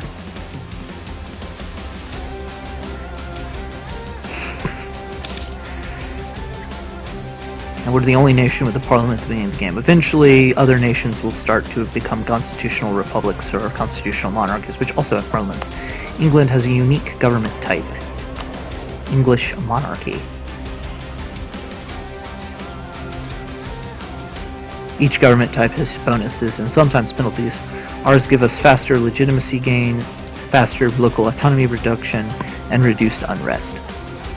The default government for most of Europe is feudal monarchy, which provides increased manpower and more income for vassals. And we can tech up again. Standardized pikes. 543 military power. Increases the size of battles, how many troops can fight at once. Increases the amount of damage infantry deal in the shock phase. Increases the amount of damage cavalry deal in the shock phase. Allows us to replace our Latin medieval infantry with either men-at-arms, longbows, or galogale infantry. We will go with longbowmen. Because England. There are differences between the units. They have slightly different stats. They are all effectively balanced. I usually go with what feels best historically. I know that's not very min-maxy or optimized of me, but like if I'm playing a Celtic nation, I will go with galogale. If I'm going with England or a Welsh nation, I go with longbows. Everyone else in Western Europe, men-at-arms. The different tech groups have different units. So like, Tver instead would unlock Eastern militia and start with Eastern medieval infantry. The Ottomans start with like Yaya infantry, Muslim foot soldiers, Eastern archers, Chinese East Asian spearmen, etc. Western units are the worst. Western European units are the worst in the game at the beginning. Well, technically, Western Europe, Eastern Europe, and the Chinese tech group are tied as worst in the game, and the steppe nomads have the best. At the end of the game, Western Europe is definitely in the lead, with Eastern Europe and Chinese coming up second, and then everyone else is tied.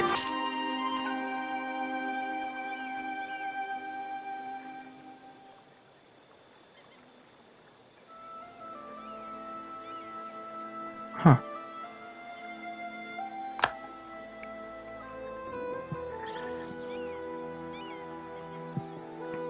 So I've been going at this for approximately 2 hours. We'll make it, give it another 35 minutes. We'll stop at 8 o'clock Central Time, Central Standard Time.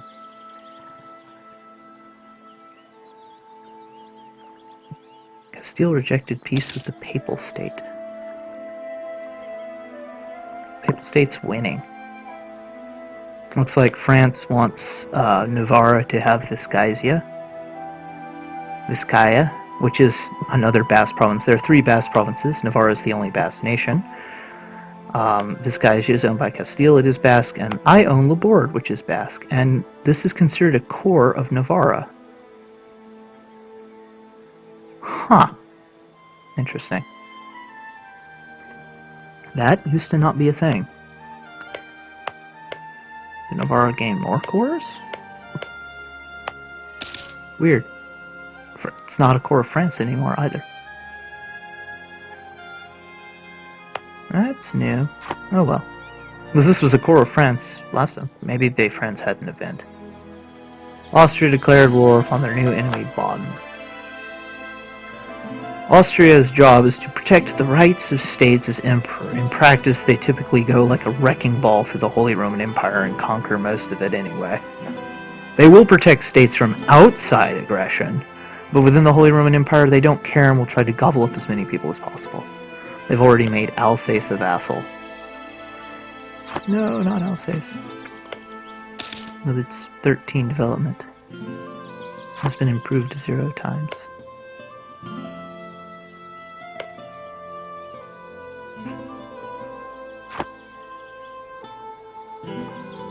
On 27 points, 220 points, 100 points.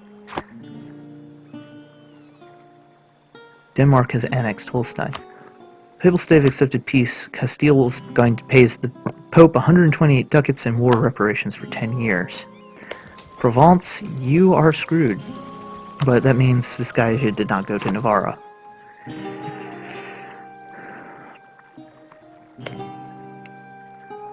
Granada still exists. Looks like Castile took one province from them. Ooh, I can show off the threaten war feature. I can theoretically threaten a nation for land, but there's no one nearby to threaten except maybe Norway.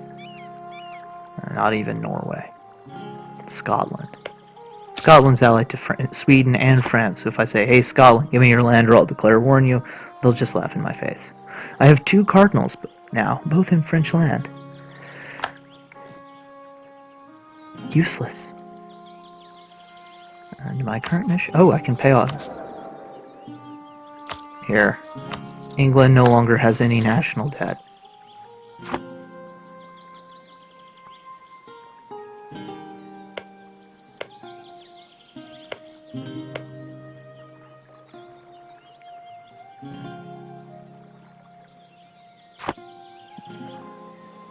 Yep, the Ottomans ate one of the Turkish beyliks, and now they're going like a wrecking ball through the Balkans.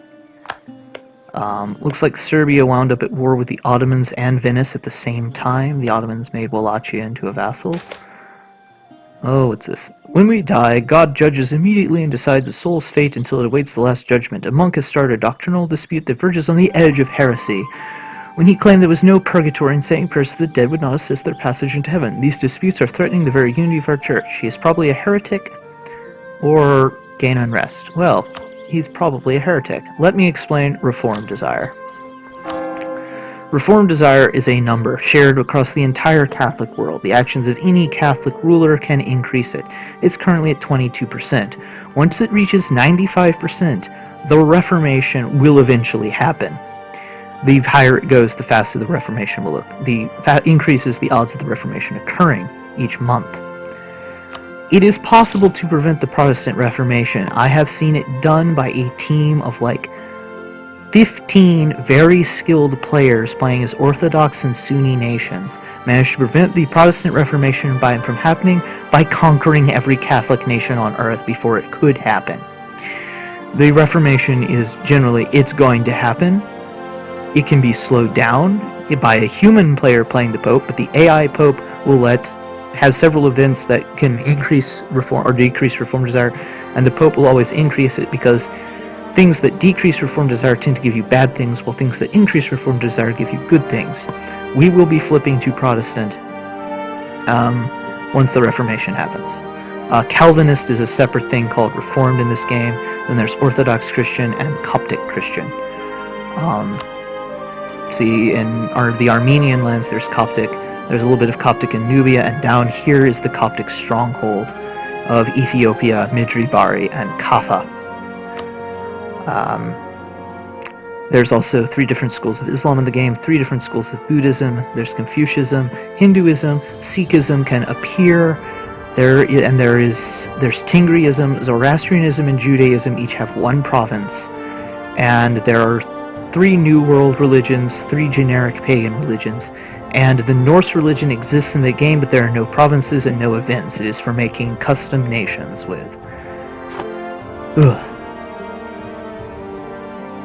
If we were playing from Crusader Kings 2, we could get Slavic paganism, Finno-Ugric paganism, Zuni paganism, and West African paganism in the game as well, if they survived the timeline.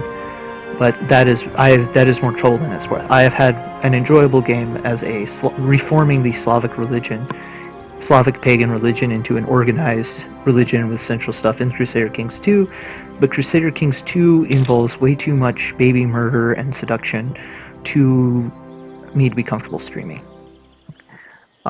The tagline I think for it was, I used to think I was a good person. Crusader Kings 2, I can enjoy watching it sometimes, I can play it sometimes, but very often playing it rubs me the wrong way.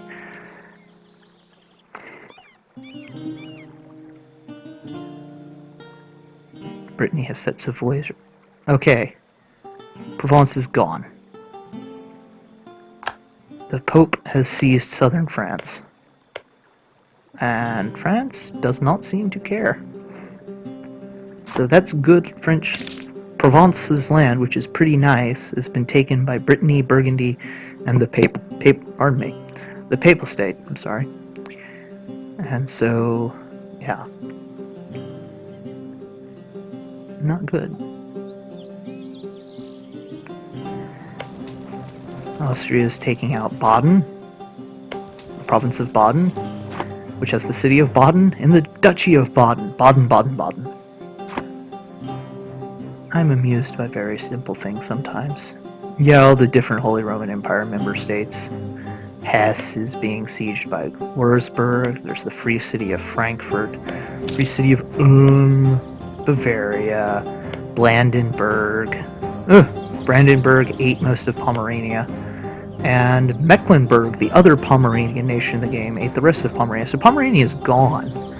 The Teutonic Order is holding on by a thread. The Livonian Order is still sitting there, and mighty Riga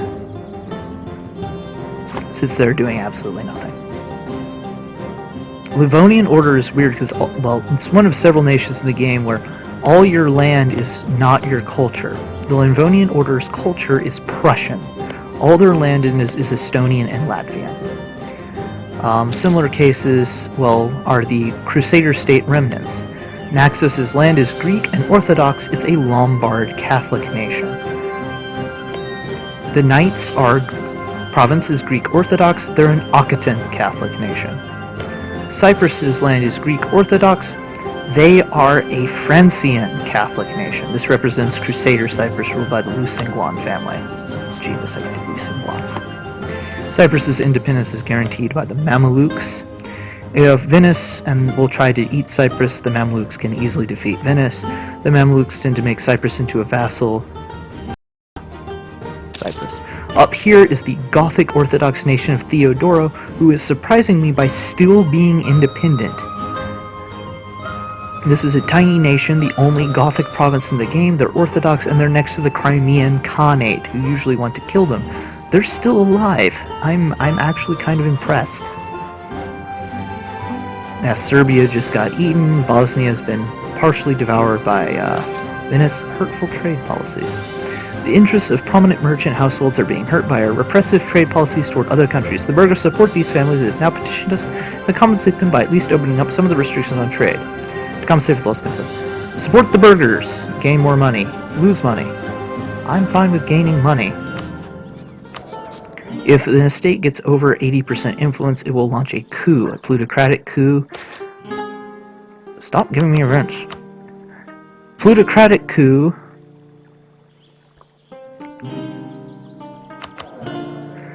Decrease it, makes your army fight like nonsense until you deal with it. A clerical coup makes your tech research like nonsense until you deal with it.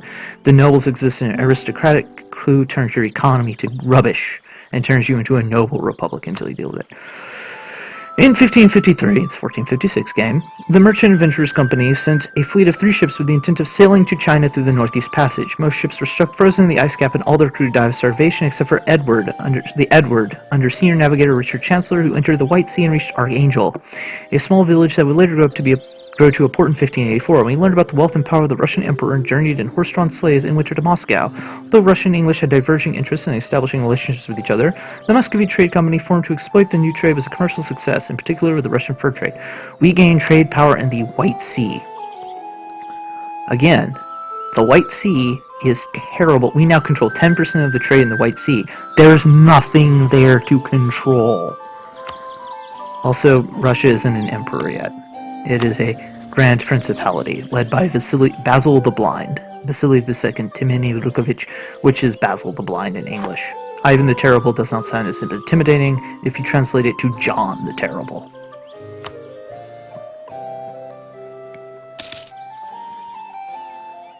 This Ivan, let me check while we're over here. Ivan the Great died. Ivan the Great is their starting heir, and he died. So, good luck.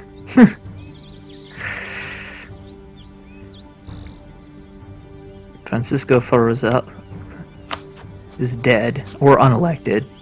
Cosmo de' Medici is dead, or they kicked him out of office. The French king is still Charles VII. And Castile has the distinction. Enrique, their heir, is just as bad as Henry VI, though he doesn't cause a civil. And also, like Henry VI, he can cause a civil war, a unique civil war. So good on whoop-de-doo for them. Charles the Bold is still alive, and he has an heir. That's good. If Burgundy dies, if the Duke of Burgundy dies in battle with no heir, all of Burgundy's land is split between the Holy Roman Emperor, usually Austria, and France, instantly. All the Low Countries, annexed by Austria. All this French land, annexed by France. French land that's technically part of the Holy Roman Empire, annexed by Austria. It used to happen all the time, but I've noticed it happens less and less. But if the Duke of Burgundy loses their duke in war before like 1525, bye-bye Burgundy, the whole country just gone.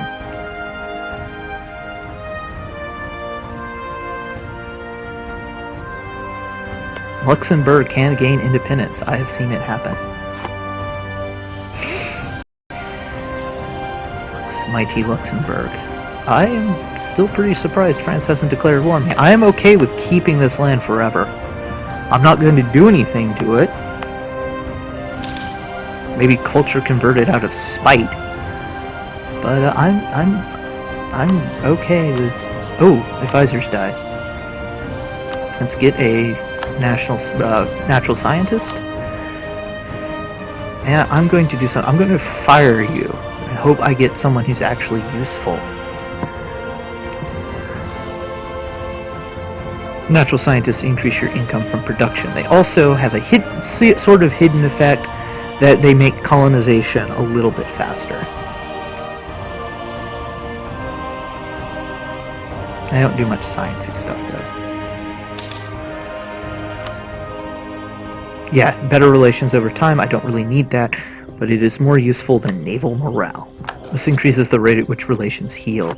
Like if we declare war on Scotland, it will increase the rate at which Scotland's relations with us will heal. This is actually... Can annex you in 1460, 3 years, and also 14. So in 1460, I can start the process of annexing the Irish miners. I am really kind of surprised that no one's been messing with me. I am okay with this. Castile's buddy, Portugal. Portugal's my friend, Castile's my friend. Everyone is my friend.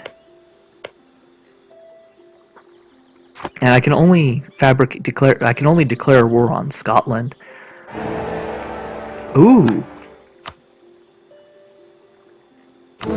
Austria is no longer emperor. Bohemia, Brand is emperor of Austria because the Archduke of Austria is 9. He couldn't be elected emperor. Bohemia has become emperor. Bohemia is not as impressive as Austria, but I always like seeing them succeed a bit. Austria gets missions that give them a forced union over Bohemia, unless Bohemia could crush them like a bug. Austria also, usually by event, becomes overlord of Hungary. Hungary is quite powerful. Oh, ooh, that's interesting. Hungary is de Trastamara. Hungary has the same dynasty as the Iberians. Austria is not going to get a union over them. Let's see, we can go to political map mode, dynastic. You can see de Trastamara up in here, Jagiellon, the two Piasts, von Wittelsbach here, and here. The Hohenzollerns, von Dorpat, and de Bourgogne. Looks like Mainz is von Hessen. I believe these two are both von Anhalt. Von Mecklenburg.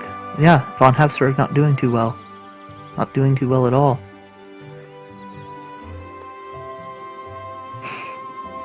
Kazan and the Golden Horde are Gengishid, Velikopermsky, and all the Russians who are monarchies are Rurikovich. I'm not even going to try.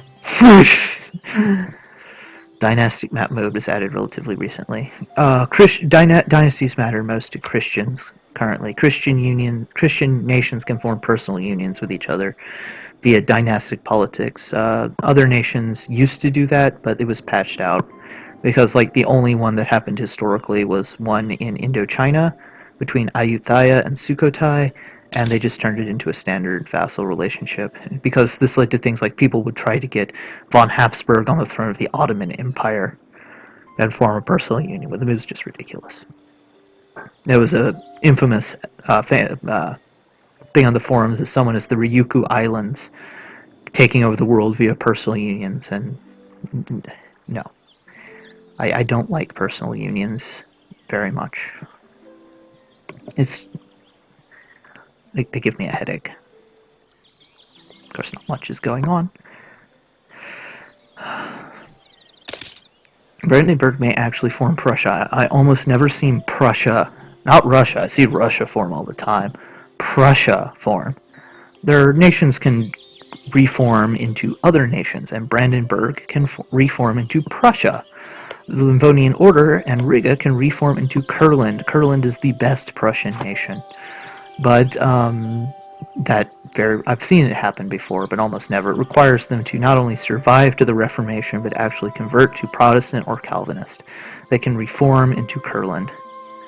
And their ideas change. Kurland actually was a historical colonizer, and the Duchess of Kurland at one point inherited the Russian Empire. But now Burgundy's doing piracy things. Okay. Hunt pirates. English Channel. Get this navy actually doing something. You can privateer against other nations, steal some of their money. If they discover you, they can declare war on you, and it makes them angry. In the next DLC, which will come out in like 2 months, the North African nations will have the ability to do slave raids on other nations.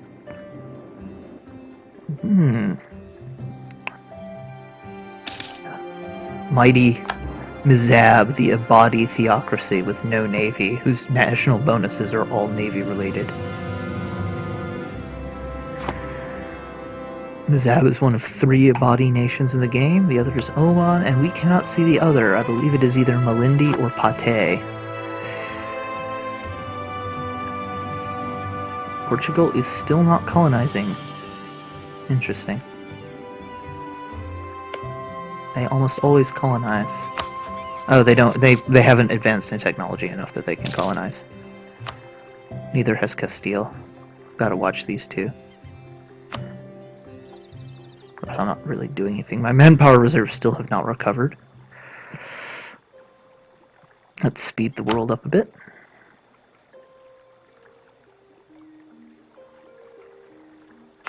I think because I'm streaming, it's not really having an effect.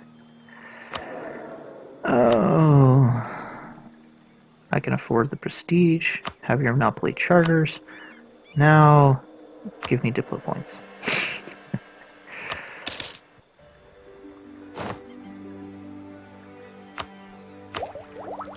Basic financial instruments, trade range, trade efficiency, and naval maintenance. Usually, I would wait to get Admin Tech 5 to do things related to colonization, but I don't think... Hold on. Yeah, there's nowhere we will be able to colonize. Everywhere is too far away. Portugal and Castile can start colonizing in Africa and then hop from Africa to Brazil. The nearest place we can colonize is Greenland, and it's still too far away, so we won't be able to colonize till we hit Diplomatic Tech 7, so I'm perfectly okay taking this. It increases the amount of money we make anyway. Overseas trade is very risky, but also highly profitable. The development of financial instruments like letters of credit will help reduce the risk, increasing our profits. It does increase our money a little bit, but it also makes our navy cost more. I think it's a fair trade. Making 7.65 ducats a month.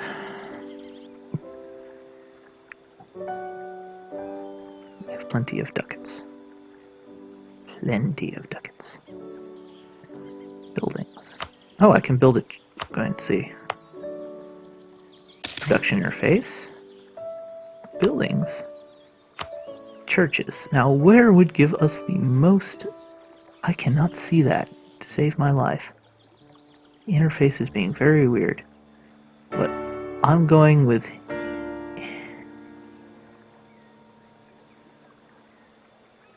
building a church in London will give us the most money each month.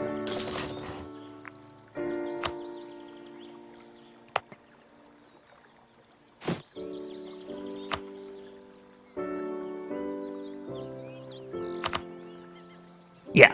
Well, actually, Gascogne would. But, again, French land I'm not going to mess around with. Gascogne actually pays us more tax, makes us more money than London, but London provides us with more men. Total development, these two are over 20 development, while, yeah, Connaught, Gwynedd, and Cumbria. Ugh. 5.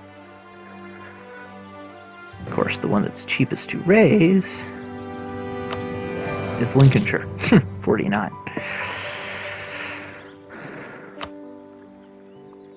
I tend to only raise development if I'm maxed out on monarch points and can't spend it on technology or other things. So we're just kind of chilling on our island, doing English things. Can't enact a debate in Parliament because for 10 years after the debate started. So 3 years we'll be able to start annexing Munster and Tyrone and have another debate in Parliament. Yay! This will give us 31 more development. And France annex Navarra.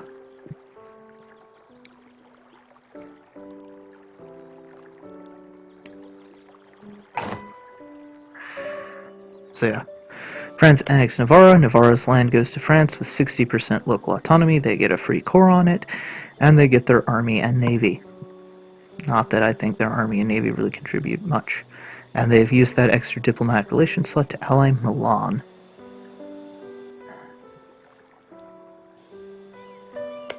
Milan, who are still a republic. I'm impressed.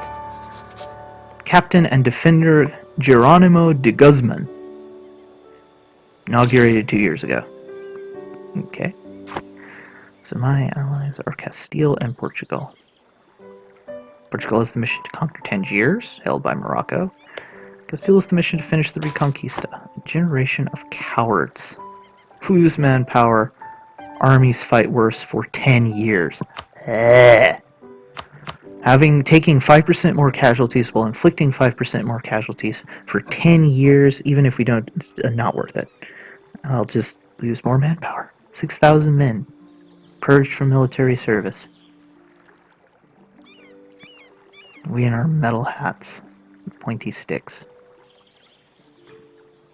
Guns? We don't have guns. We don't get guns still. Tech 12. Yes, unit sprites change over time. Except for the Eskimo sprite. The Eskimo sprite is stuck being the same. It doesn't. Well, it actually changes into the generic Conquistador sprite. Eskimo cavalry and artillery looks like the generic Conquistador sprite. Because no one plays as the Siberian natives. I don't know if that will ever change, but I hope it will someday. Because it's pretty cool looking. Yeah, we have unique infantry sprites that I have. Well, I have unique infantry sprites for them. I have unique infantry sprites for Aragon, France, Brittany, Burgundy, Scotland, Novgorod. Don't ask. Nice Ragusa. Yeah. Oh, Genoa and Lubeck. I don't know if I have any others. I might.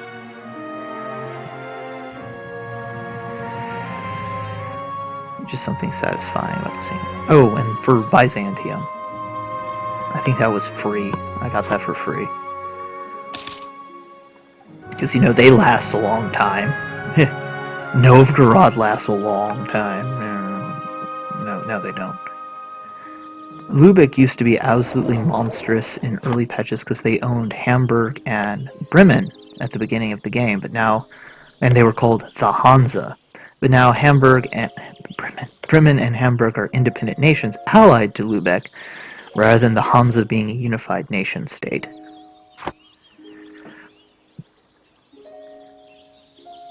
So they're still pretty impressive for a one-province nation. But the long gone are the days of me actually uniting Germany as them, or the AI Scandinavia always being devoured by them. Yeah, I have the Form Germany achievement as the Hansa. I conquered all the requisite land.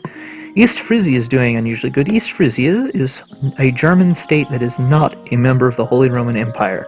So every time they attack a member of the Holy Roman Empire, which all their neighbors are, the Holy Roman Emperor will defend them. So the fact that East Frisia has actually taken land is actually pretty impressive. Considering they start with this. Not even gonna try. Sometimes it's best to accept the limits of, yeah, see, Muscovy has grown up enough. They can die early in the game if Lithuania or the Hordes jump them. They've grown enough that they're taking out the Golden Horde. They have the mission to conquer... Let me guess. Muscovy has the mission to conquer their ally. Usually they take the mission to conquer Novgorod, which gives them bonuses to development in Novgorod once they conquer Novgorod.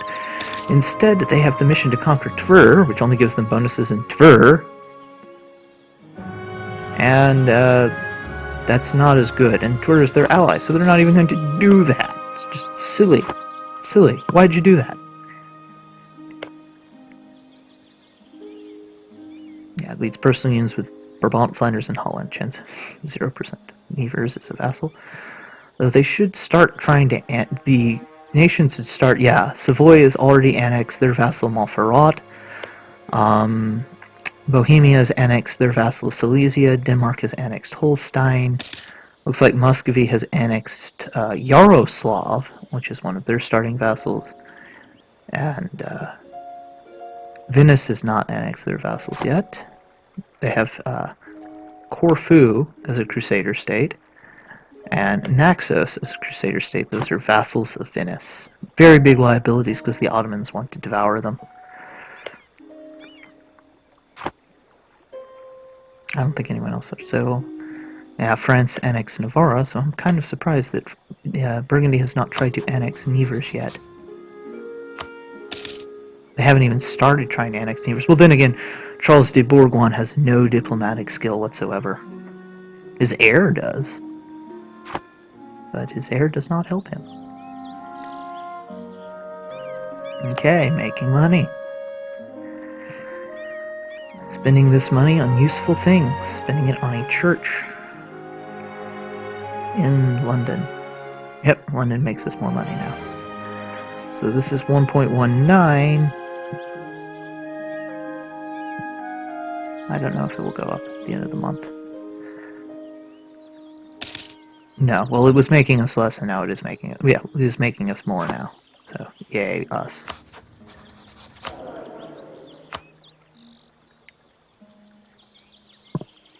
That? I don't need that. I may need that in the future. Currently, we're just sitting here prepping for colonization, and I'm trying not to blob around the map so much. I mean, maybe Castile, Portugal on my side. France has mostly rubbish allies. Well, Milan and Savoy aren't necessarily rubbish, neither is Scotland. But, yeah, I could theoretically try and take Armagnac, which is my core, from France. But I don't think that would work out very well.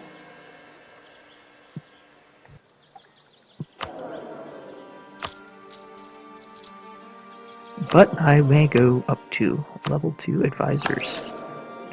They provide with more points, and this is a treasurer. He increases my tax income. Sure, Christopher Clarence, you're hired for diplomatic points. You increase my trade income, so you guys paid for yourselves, looks like. No, well, you reduced my income by 5 ducats, but you should have reduced it by 8. So, good on you. Making me more monarch points. Because I'm going to need them. My manpower's still a joke. And I don't have the noble estate that I can demand troops from. Can I do anything with you people? No. No. Okay. Have you improved your land any? No. Yes. You've... No? No, I guess they just got an event. No. No land improvement whatsoever. Connacht did not improve their land either. Has Scotland been improving their land? No. No. Wait. No. No. No. No. No. Scotland has not improved their land either. So... ugh. Okay, at the end of 8... Okay. This seems like a good time to stop. Cardinal Minister has no drawbacks right now, so currently all he does is help us. So yeah, that's it. I'm gonna save the game.